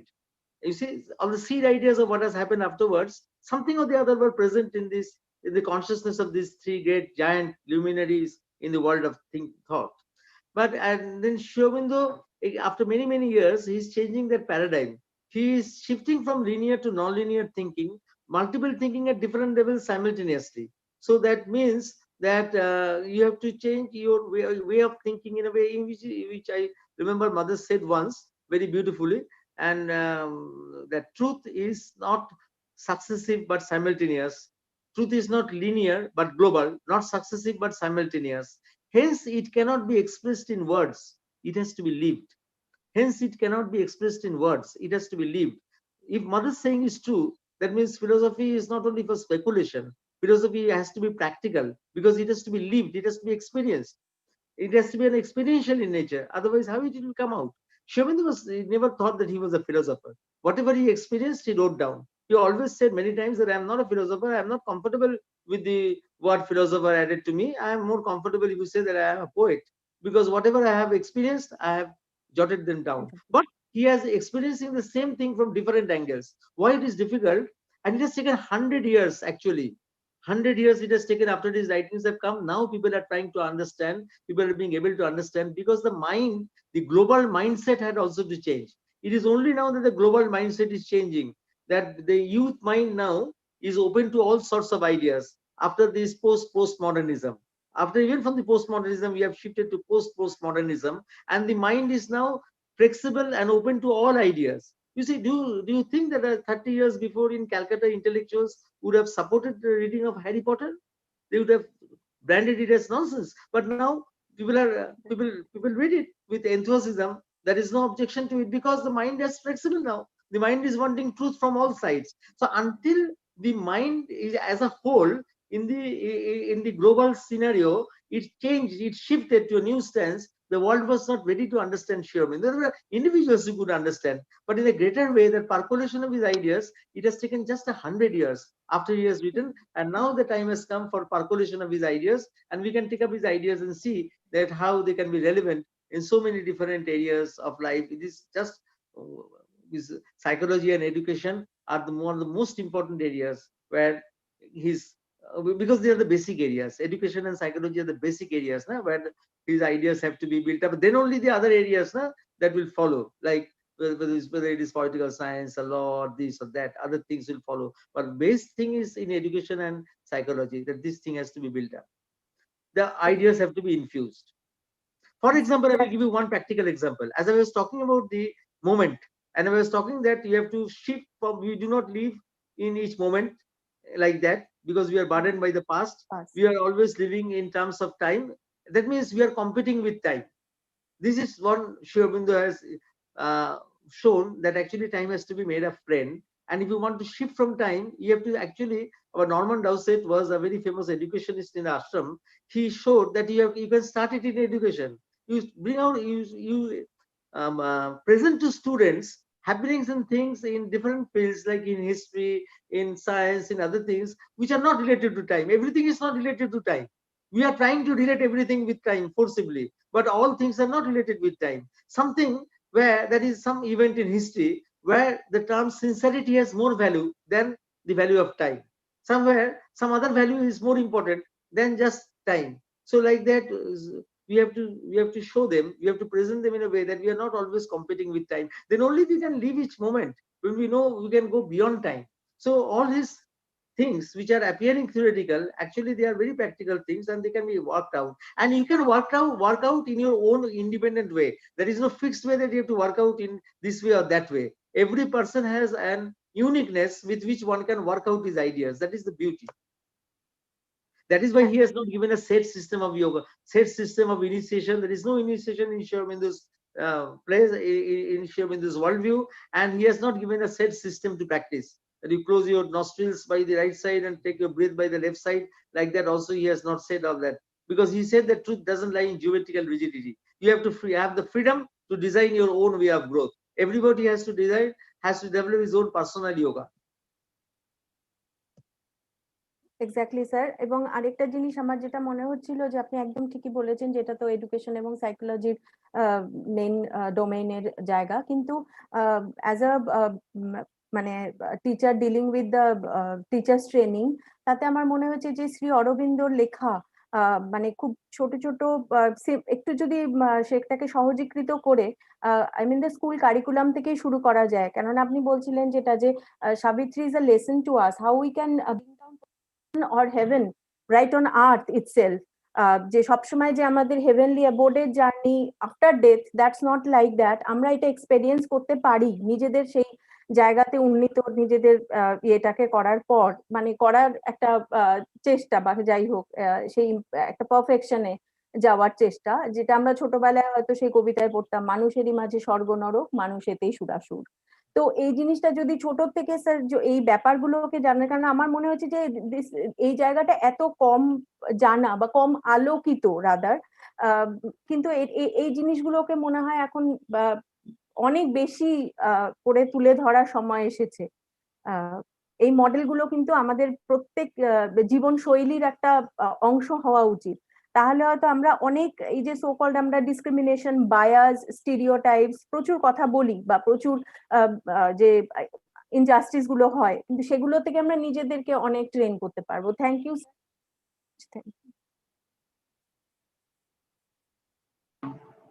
Doctor Dasgupta, এই প্রসঙ্গে একটু বলে রাখি, শ্রী মায়ের একটা বই আছে on education. হ্যাঁ হ্যাঁ হ্যাঁ, ওই বইটা পড়বেন।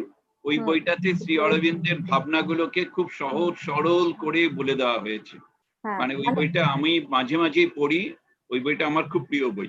স্যার অন এডুকেশন আমিও পড়েছি, তো মানে প্রত্যেকদিন পড়ার সময় পাই না, কিন্তু পড়েছি। কিন্তু আমি বলতে চাইছিলাম যেটা স্যার, এটা স্কুল কারিকুলাম বা কারিকুলামের মধ্যে আরো অ্যাক্টিভলি আনা দরকার সেইটা।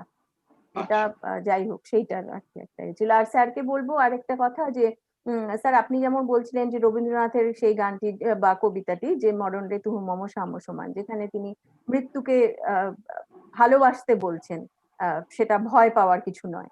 তো ওই সাহিত্যের ছাত্রী বলে আমার আবার আরো দুটি কবিতার কথা মনে আসলো। সেটি হচ্ছে একটি আমেরিকান পোয়েট এমিলি ডিকিনসন, ওনার একটা খুব বিখ্যাত কবিতা, যে because I could not stop for death. সেটাকে উনি বলছেন যে আমার তো সময় হয়নি, তো ডেথই একদিন আমার দরজায় এসে দাঁড়ালেন। তো আমি তো প্রথমে চিনতে পারিনি, এইরকম ভাবে কবিতাটা মানে খুবই ছোট, খুব সুন্দর, যে because I couldn't stop for death he kindly stopped for me, the carriage held but just ourselves and immortality. ধীরে ধীরে তারা রাস্তায়, উনি তো প্রথমে ভাবছেন আমি একটা জয় রাইডে যাচ্ছি উইথ মাই লাভার। তো সেই প্রথমে স্কুল পড়েছে, সেখানে ছোট ছোট বাচ্চারা খেলছে, তাদের উপর রোদ এসে পড়েছে, তারপরে ধীরে ধীরে তারা শস্য ক্ষেতের মধ্যে দিয়ে যাচ্ছেন, অর্থাৎ that symbolises the the phases of life, যে চাইল্ডহুড, ইনফ্যান্সি, চাইল্ডহুড, তারপরে আমাদের ম্যাচুরিটি। ধীরে ধীরে দেখছেন যে খুব শীত করতে শুরু করছে, উইন্টার, যেটা হয়তো অ্যাসোসিয়েটেড উইথ ডেথ। তো ধীরে ধীরে লাস্টে গিয়ে মানে তিনি মানে সেটাই বলছেন যে since then tis centuries and yet feels shorter than the day। তো এই কবিতাটাও এখানেও তাই, যে ডেথের সাথে একটা জয় রাইডে সেটা। আরেকটি হলো ওই গৌরী দেশপান্ডে, আমার একজন ফেভারিট পোয়েট, ইন্ডিয়ান পোয়েট, তিনি একটা কালেকশন আছে বিটুইন বার্থস, ডেথকে উনি বলছেন বিটুইন বার্থস, অর্থাৎ this is the gateway through which we exit and we enter. তো এগুলো উদাহরণ আছে যে যেখানে স্যার মানে মৃত্যুকে সবসময় আমরা যেটা ভাবি নর্মাল ইয়েতে যে it is to be feared, তো সেটা নয়, সেটা অনেক ভালোবাসারও জায়গা হতে পারে। Anyway that's my observation. Overall এই আলোচনাটা ভীষণ ভালো হয়েছে এবং শেষের দিকে ডক্টর কল্যাণ মজুমদার এবং ডক্টর বসাক দাশগুপ্তর এত সুন্দর সংযোজনের জন্য আমি একটু 2 মিনিটের জন্য আসছি।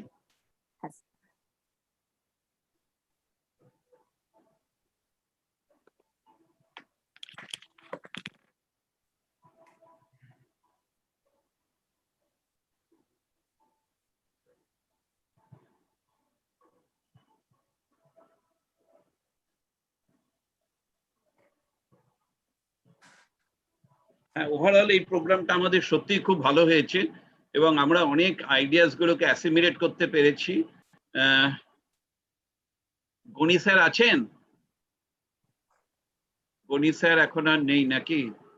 Yes, sir, I am here. No ও problem. বাবা, স্যার আপনি আছেন? I was just listening to Dr. Soumitra, Professor Soumitra Bosu. Okay, please. আপনার কোনো স্যার ভয়েস আছে? আপনার কোনো ভাবনা আছে? আপনি কি মনে করেন? দেখুন, মানে যদি আপনার কোনো ভাবনা থাকে তাহলে আপনার টপিকে চলে যাব।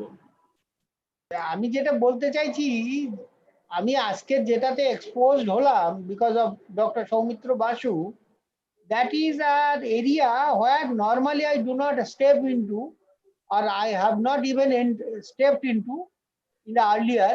So in course of time, we have a association, then one day I will talk on that, because I want to first assimilate what he has said, and I will have to go through the books also. Okay. So right now Very I true, should sir, not very true. express my view as a novice. Okay. Anyway, I just I had been a very attentive person for the whole session. Thank you, sir. Thank you, sir. Thank you.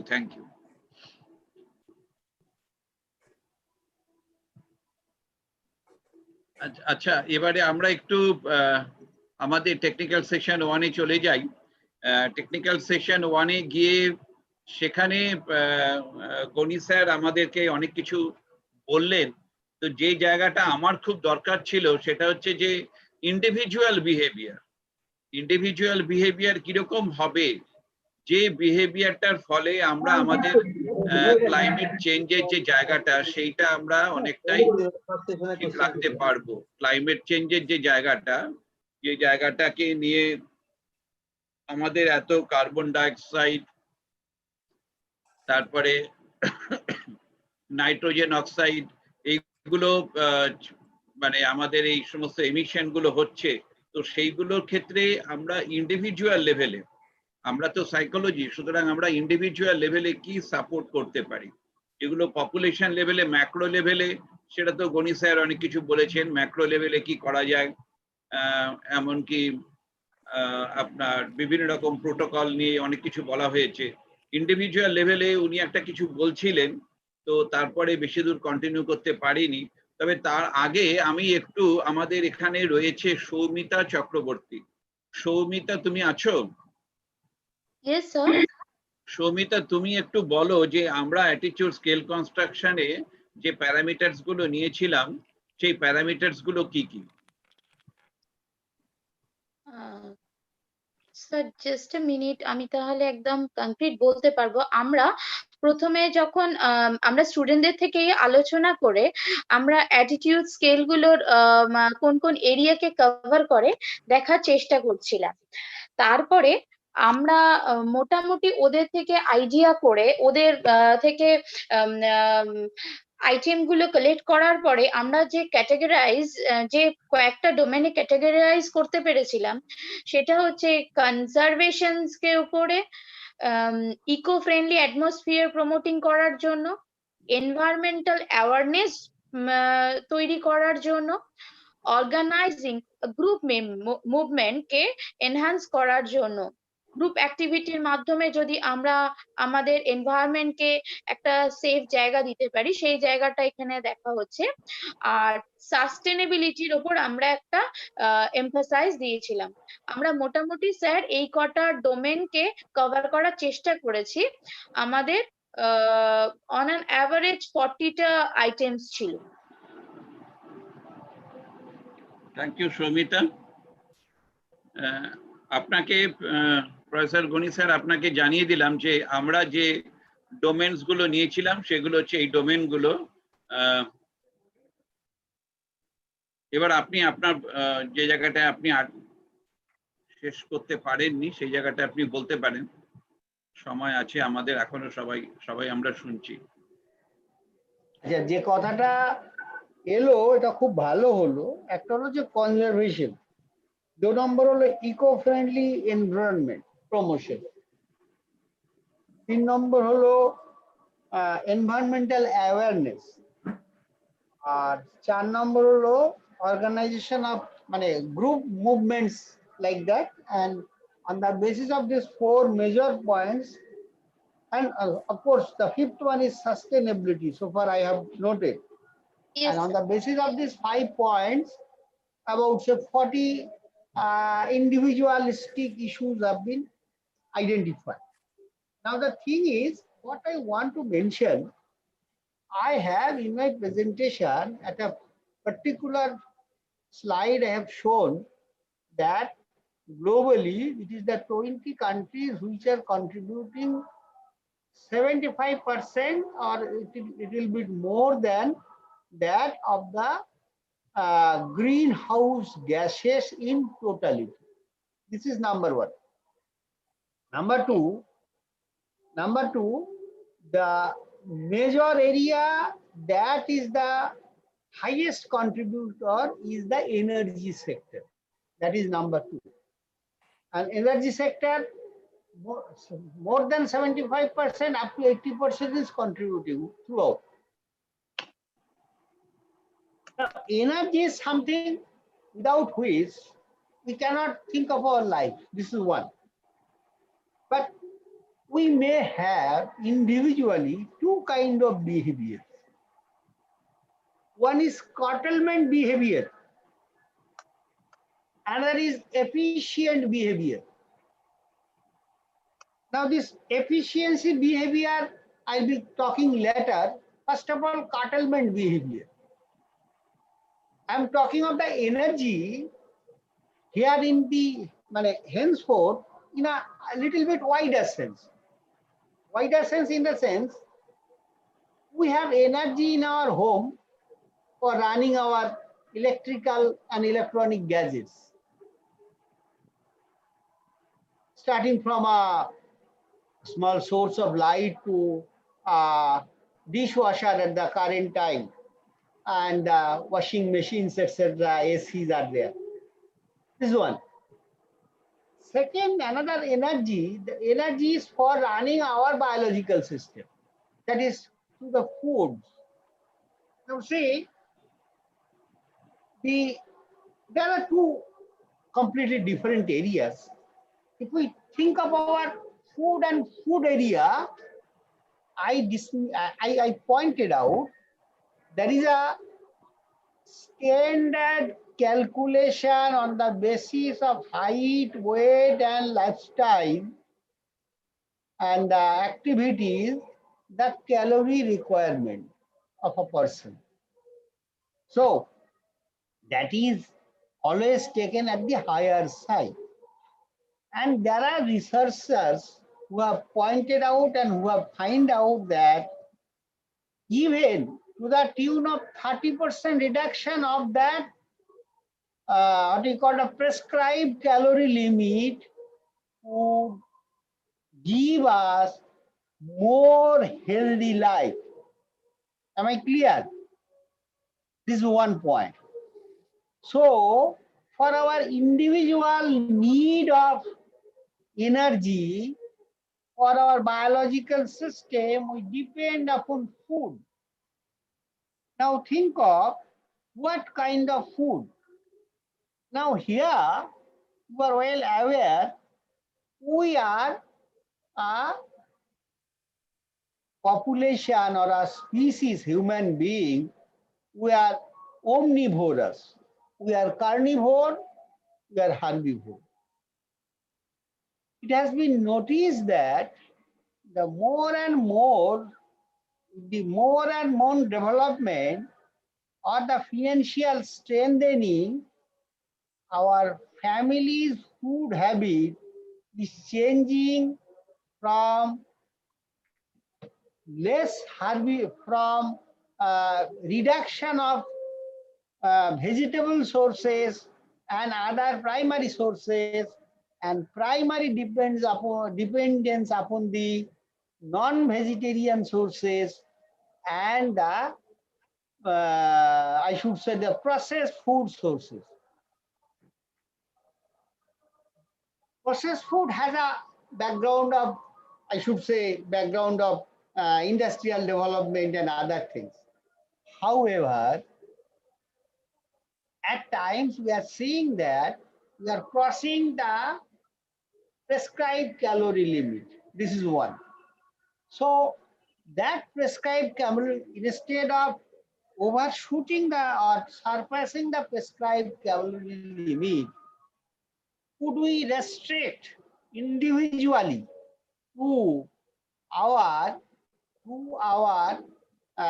little bit lower than the prescribed limit, and it will be of more of a vegetarian source with some additional proteins, both animal and plant. I do not want to enter into the food habits. I just want to talk about the limits of intake of food.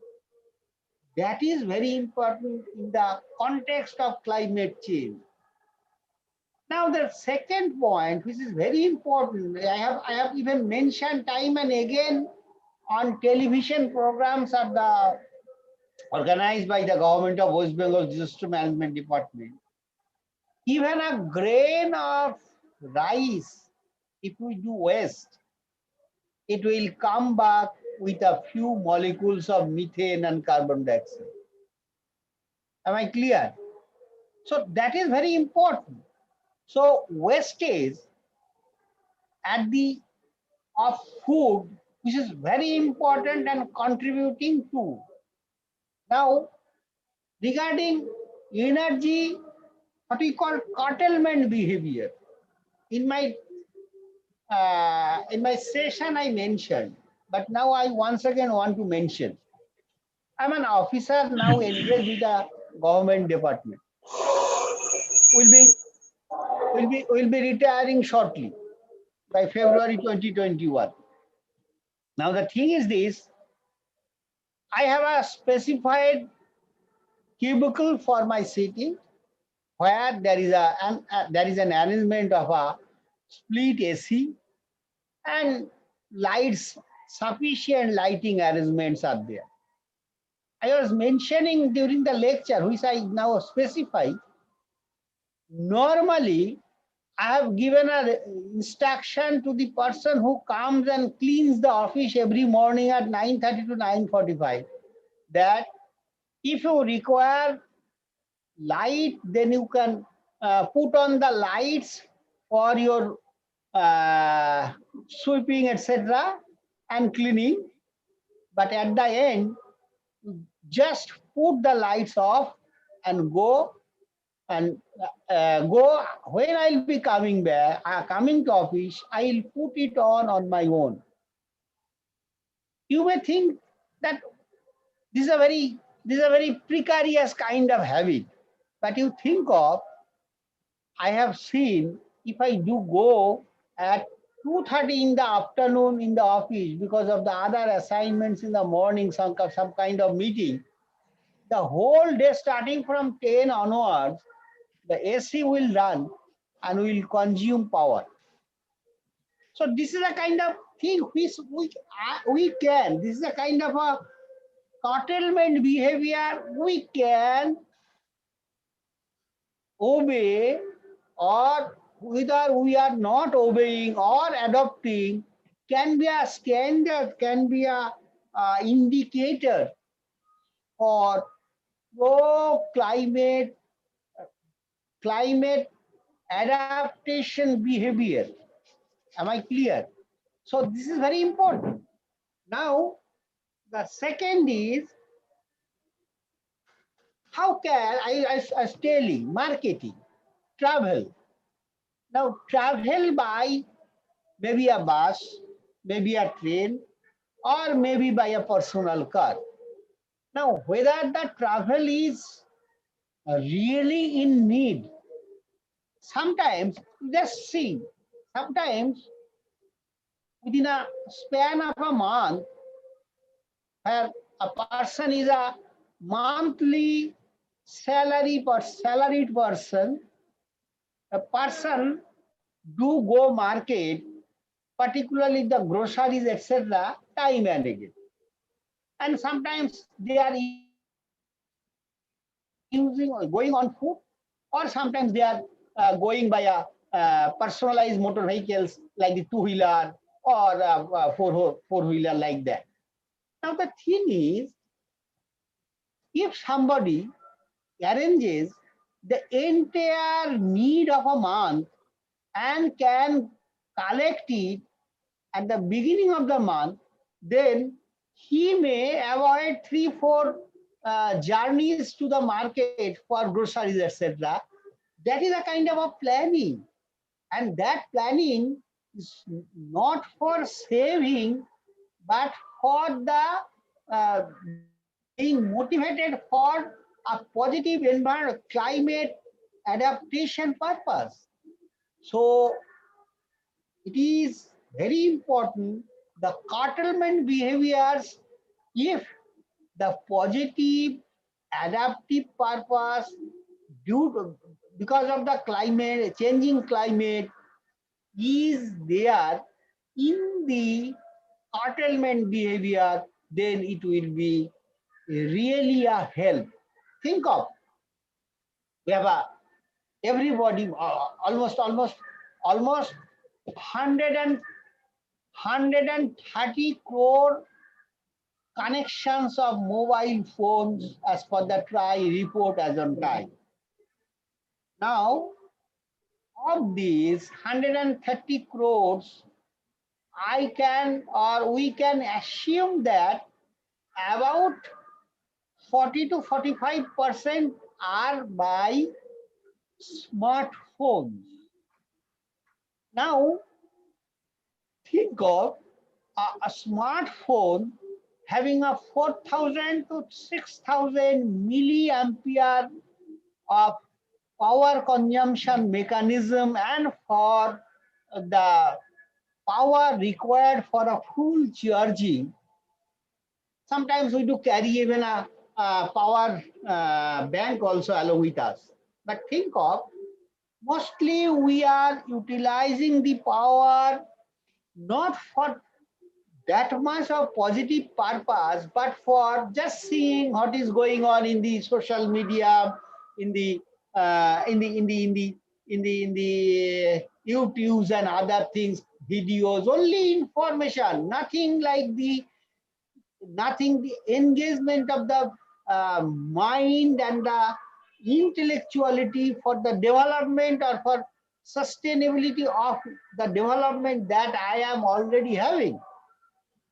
So that kind of, you see, what is the what of, I mentioned that by 2030, the India will need a certain quantum, that is that number, that is trillion tons of, trillion ton watts of electricity.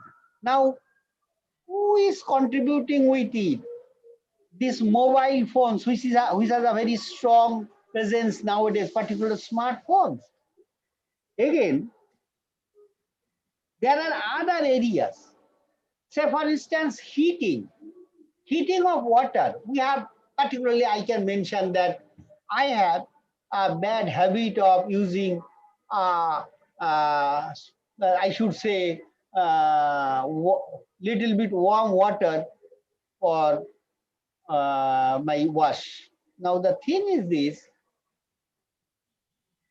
we have plenty of solar sources of energy. So how can we, instead of using our water heating system, we can use the sources of solar energy for water heating. You see, nowadays we are a habit of staying in multi-storied buildings, 20 floors, 30 floors, even more than that. In Calcutta, we are having about 34, 35 floors, and there is an under construction building of, say, about 60 and above floors. Now think of solar energy for water heating. Not only when solar energy is being used for running aeroplane, then catching of these, particularly where the housing cooperative societies are there, we can take decision of our own. Where there is big companies, they are, if they incorporate into it this solar energy trapping, a kind of a green building, that may help us a lot. So this kind of curtailment behavior, now the AC, the temperature of the AC, sometimes we feel that around, say, 20, 21 degrees the ideal. But in a country like India, basically a temperate climate, and our body temperature is around, say, 36 degrees centigrade or 98 degrees Fahrenheit, 97, 98, a little bit varying. Room temperature below 26, when the outside 26, 27, when the outside temperature is about 30, 35, is not healthy but unhealthy. So this is a kind of a habit. In my chamber, I keep my AC at 26 degrees centigrade and split AC. And whenever any of my junior colleagues do come, or senior, whatever it is, or a visitor, your room is not that much cold. I do say, yes, it need not be that we should remain in very cold environment, because that is again will create some health hazards to us. So that's the kind of a curtailment behavior. Now the question of efficiency behavior, I mentioned, bees are there, bees, BWS, bees, Bureau of Energy Efficiency of the Ministry, under the Ministry of Power. Everything, including a fan, including a washing machine or a refrigerator or whatever it is, according to the conversion of energy into work, the energy efficiency tag is given. So whenever we are going to a market for purchasing an AC, I mentioned in my lecture also that which kind of AC should I purchase? And the salesman definitely will say that take 2-star AC, because 5-star ACs, those are for the industrial units or for the offices, etc. I said, no, my dear. I want a 5-star AC. I have seen for whole night running in summer days, it cost very little of say about 30 rupees. So for the power units price is concerned in our present day norm. So had it been a 2-star AC, it would have consumed more than 60. Money is not the factor. The factor is the energy that is not being used. You are well aware from 1st April 2017, 1st April 2017, all Euro 3 vehicles were stopped for selling in India. And from it has already been introduced that Euro 6 standard vehicles will be plying in 81 cities of the India. Earlier, the Bharat Stage 1 or Euro or Bharat Stage is an equivalent. Bharat Stage 4, BS4 or the Euro 4 vehicles were only restricted only restricted to 4 or 5 metropolitan and other cities. Now the thing is that it has been widened. So that way we are trying.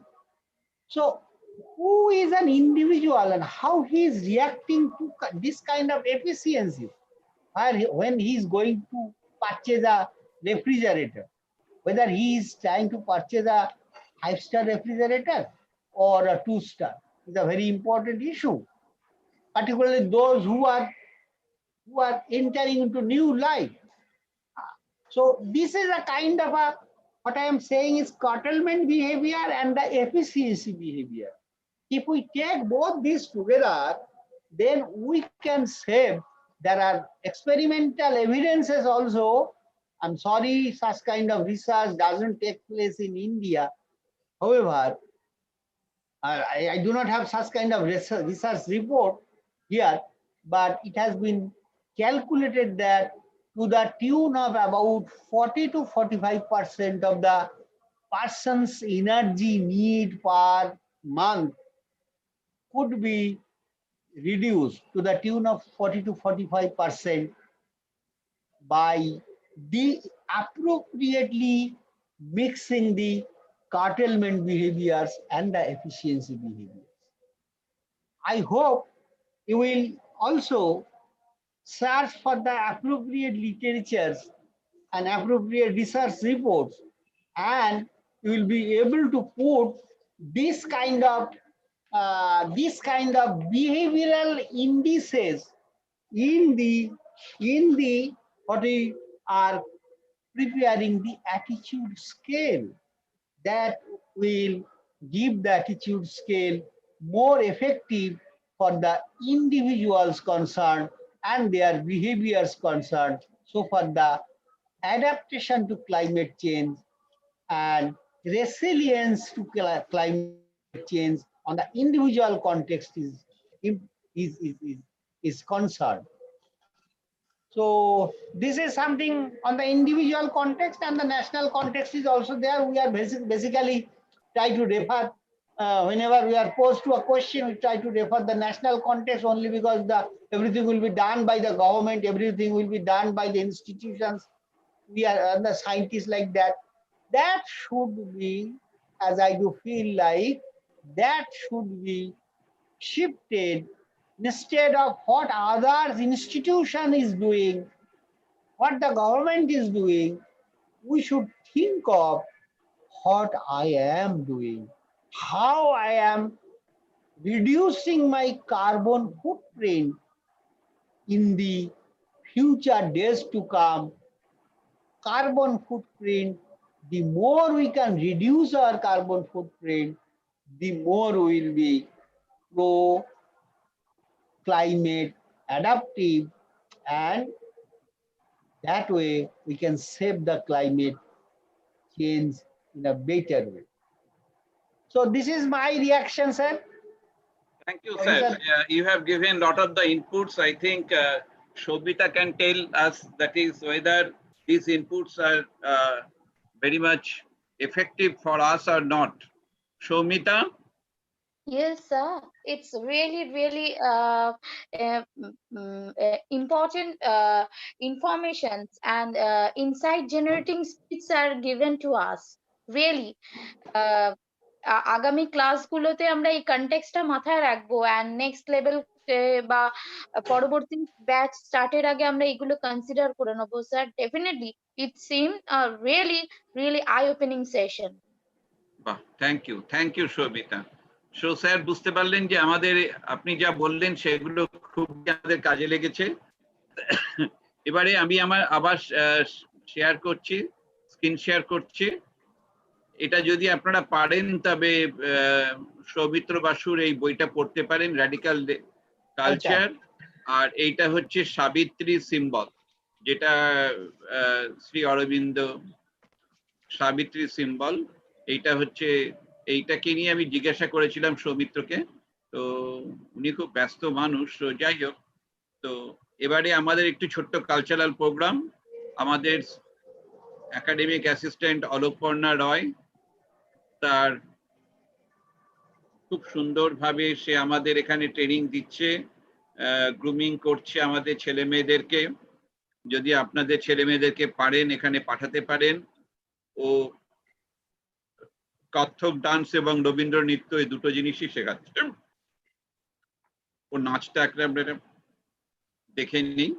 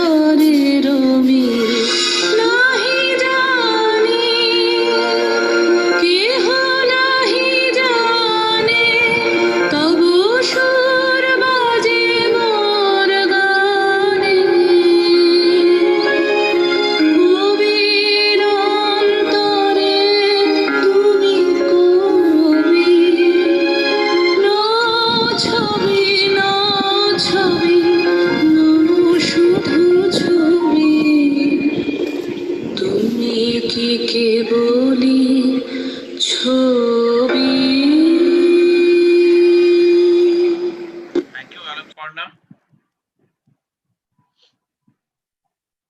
একটু আগে আমরা doctor Soumitra বাসুর কাছ থেকে যা শুনলাম, আর এই গানের অর্থগুলো একই রকম প্রায়, এবং ডক্টর ঋতুপর্ণা বসাক আমাদের যা বলেছিলেন, যে গানগুলো দিয়েছিলেন তার সাথে একই গান।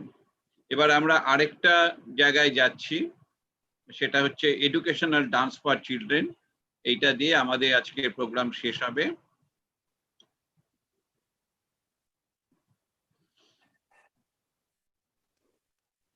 আদিত্রি দাস এবং আশ্রেয়া সর্দার, তারা আমাদের একাডেমিক অ্যাসিস্ট্যান্ট মিস্টার সায়ন চক্রবর্তীর কাছে ট্রেনিং নিচ্ছে।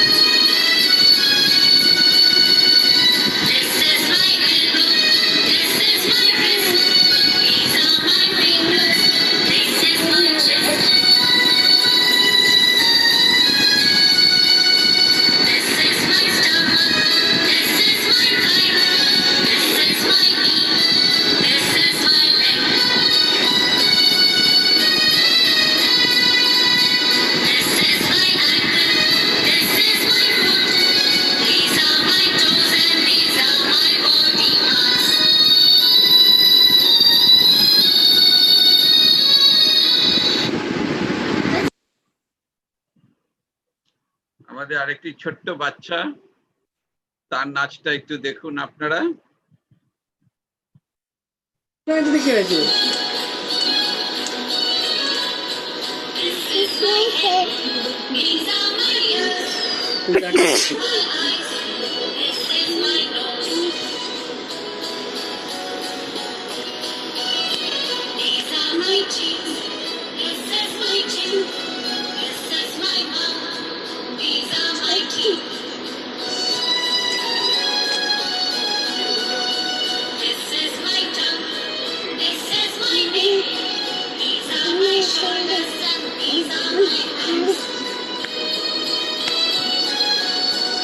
এবার ডান হাত। ঠিক আছে।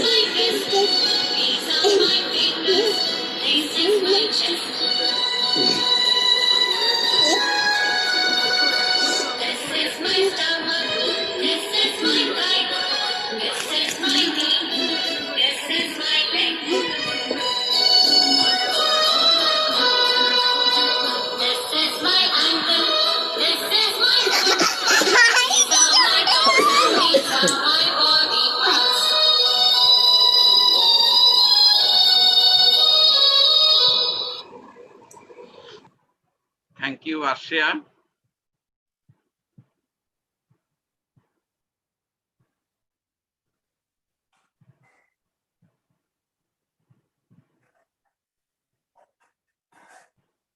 আমাদের সংখ্যা ক্রমশই কমছে, আর হাতে আমাদের টাইমও নেই। তো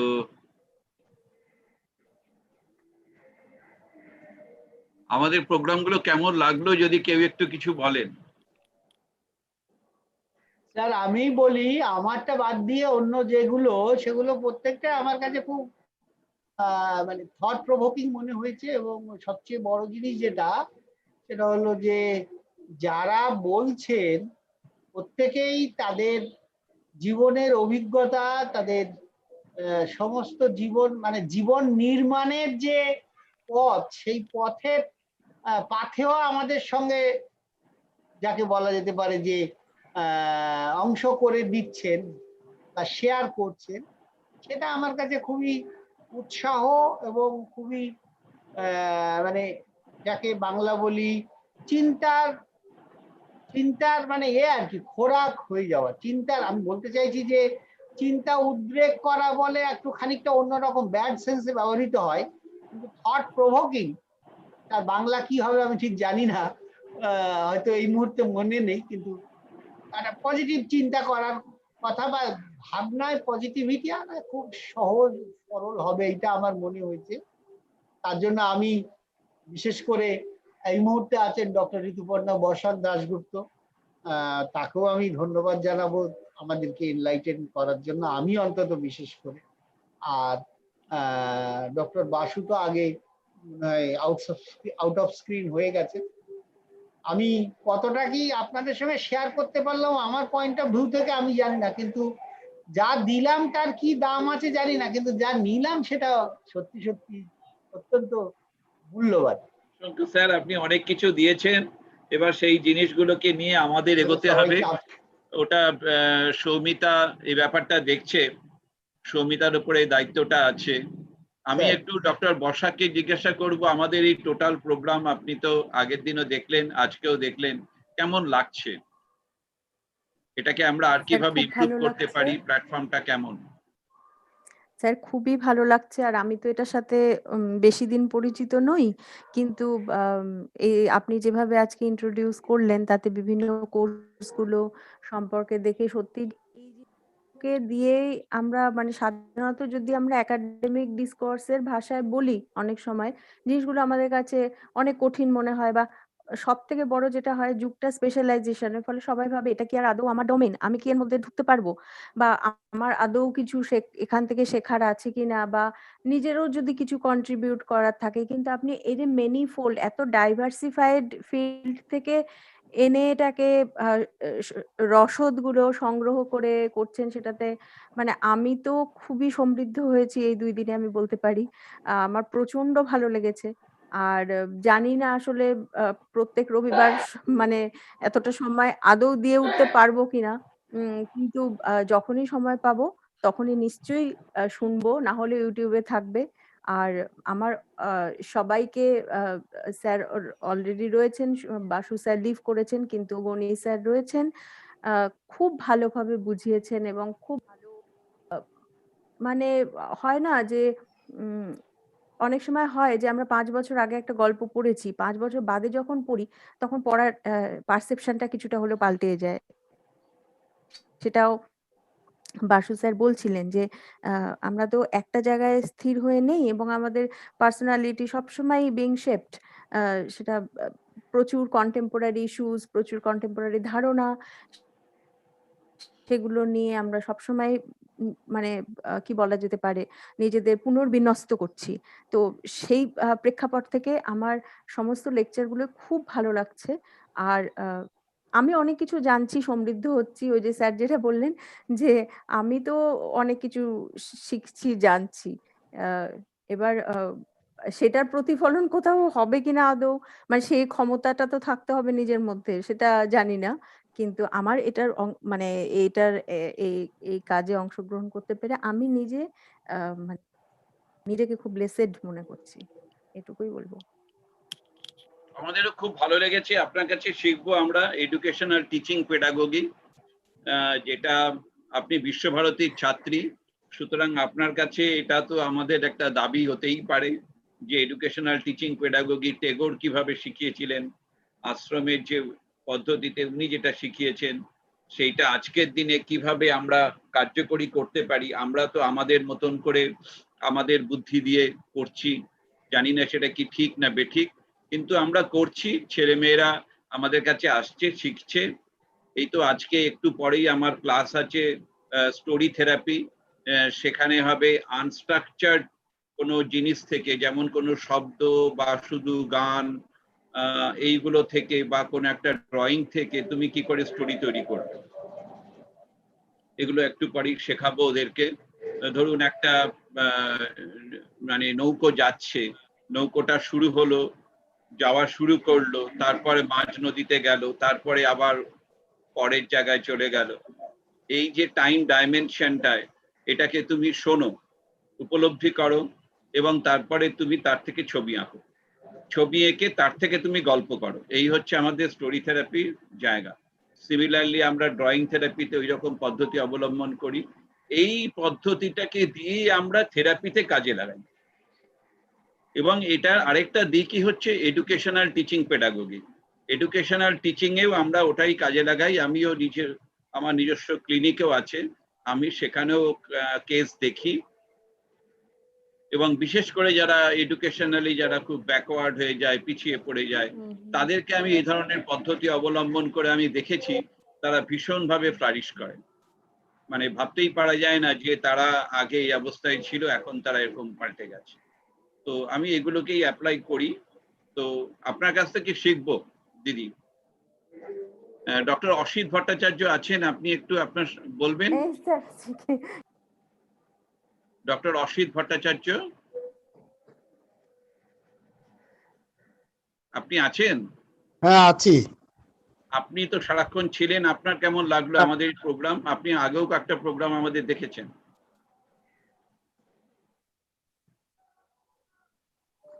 আপনি দেখেছি, আপনি প্রোগ্রামটা ভালোই লাগে।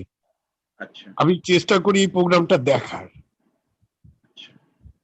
আপনার সম্বন্ধে একটু বলুন। কার সম্বন্ধে? আমার? হ্যাঁ, আমি একটু মানে হোমিওপ্যাথি প্র্যাকটিস করি আর কি।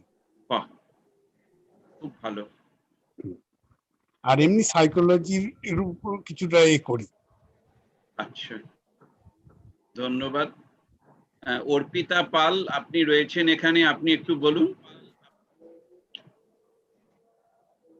অর্পিতা পাল, আপনি আমাদের কয়েকটা প্রোগ্রাম দেখেছেন।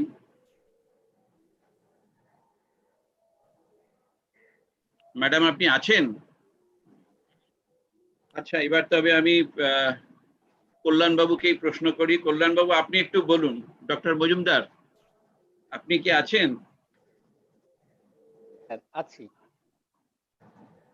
আপনার কেমন লাগলো আমাদের? আপনি তো সব প্রোগ্রামটা দেখেননি, প্রথম থেকে শেষ অবধি যতটুকু দেখলাম স্যার, দেখেছেন, কেমন লেগেছে?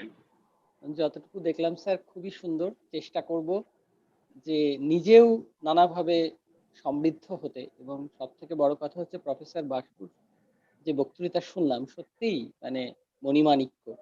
মানে অনেকগুলো নতুন নতুন পথ, নতুন নতুন ধারণা তো উন্মুক্ত হয়। আসলে একটা সাবজেক্ট তো আরেকটা সাবজেক্টের সঙ্গে ভীষণ রকম ভাবে কানেক্টেড।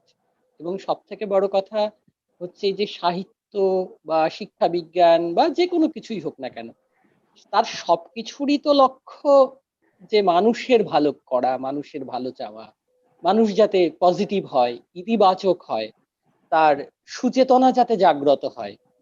তা সেই সুচেতনা তো দূরতর দ্বীপ, বিকেলের নক্ষত্রের কাছে। তা সেই দূরতর সুচেতনার কাছে যাওয়াই তো আমাদের মূল লক্ষ্য। তা সমস্ত সাবজেক্ট গুলোই তো শেষ পর্যন্ত সেই সুচেতনা অভিমুখী।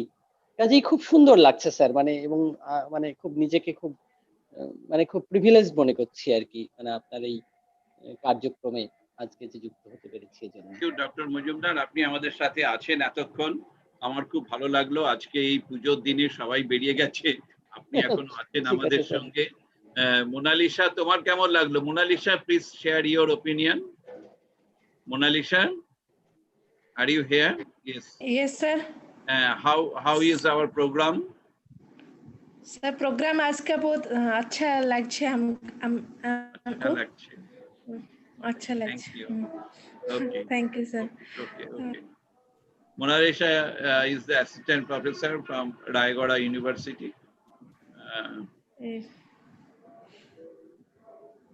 Odisha.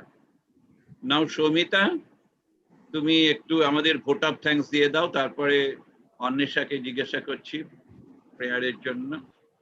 Yes, sir. Warm and graceful good afternoon to honorable speakers, Professor Muhammad Abdul Ghani sir and Dr. Soumitra Basu sir, and to all the participants over here.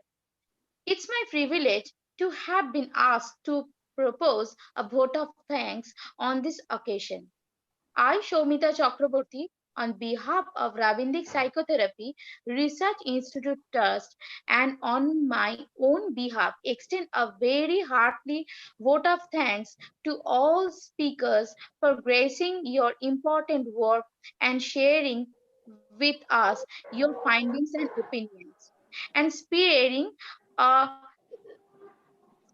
big amount of time from your busy schedule to grace this occasion.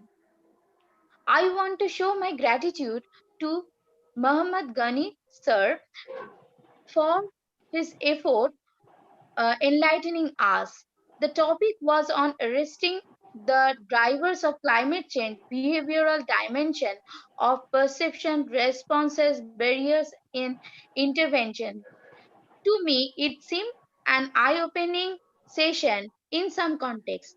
R sir আপনি বললেন যে আপনি আপনার কথা যে দিলেন তার মূল্য কত হয়তো আপনি বুঝতে পারছেন না, কিন্তু really it's very precious for us. আমরা একটা বাডিং আমরা একটা কোর্স নিয়ে আসছি স্যার। সো এখানে আপনাদের মতো মানুষদের মতামত আমাদের কাছে কিন্তু ভীষণ ইম্পর্টেন্ট। আমরা এটাকে পাথেয় করে এগোতে চাই স্যার। তো please stay with us with your opinion, with your insightful lecture, sir. And further, we are grateful to Dr. Soumitra Basu, sir, who enriched us by his excellent coverage to Sir Aurobindo's epic show Savitri as an introductory speech. We also want to express our warm thanks to Ritika Sarkar ma'am for your excellent Ravindra Sangeet and to Amrita Pal ma'am for nice Ravindra Nitya. And we also would like to acknowledge our gratitude to Dr. Devdulal Dottoray sir, Honorable Founder and Director of RPRIT, without whom this webinar could not be happen. Actually, he is the man behind everything. We are all inspired by your great words, sir. Thank you so much, Dr. Ritika Boshak ma'am, for your song. It was really melodious and surprisingly, it is nicely tuned to our topic of discussion. Thank you, ma'am. We are thankful to Dr. Mrs. Rituparna Alok. Boshak ma'am. Dr. Rituparna Boshak ma'am. Okay, sorry sir, sorry ma'am. Dr. Rituparna Boshak Dasgupta madam. Okay, sorry ma'am, sorry sir. Dr. Rituparna Dasgupta Boshak ma'am. We are thankful to Alokparna Roy ma'am for her excellent dance performance, and our special thanks to Mr. Shayan Chakraborty, our academic assistant, and his student Miss Adriti Dash and Miss Arshia Sardar for their super cute performance. I also extend my thanks to Miss Anisha Mukherjee, academic assistant RPRIT, for her enormous contribution and cooperation in this organization as well as for this event too. Finally, without whom this event is meaningless, is our passionate and enthusiastic participants. I would like to express my heartiest thanks to you all for being here and making the program successful. Thank you very much. Thank you, Shobita, for your vote of thanks. Now I am requesting Anisha for the closing prayer. Anisha, are you here? Yes, sir. Please. Om Purnamada Purnamidam Purna Purnamudachyate Purnasya Purnamadaya Purnameva Vashishyate. Om Shanti Shanti Shanti. Thank you, sir. Thank you. Thank you, everybody. So in the next Sunday, thank you, Mona Lisa, for your sign. Okay, in the next Sunday, we will offer you some other events and also some of our achievements. Definitely, we will show to you. Thank you. Thank you once again. Thank you. So now I am closing the session.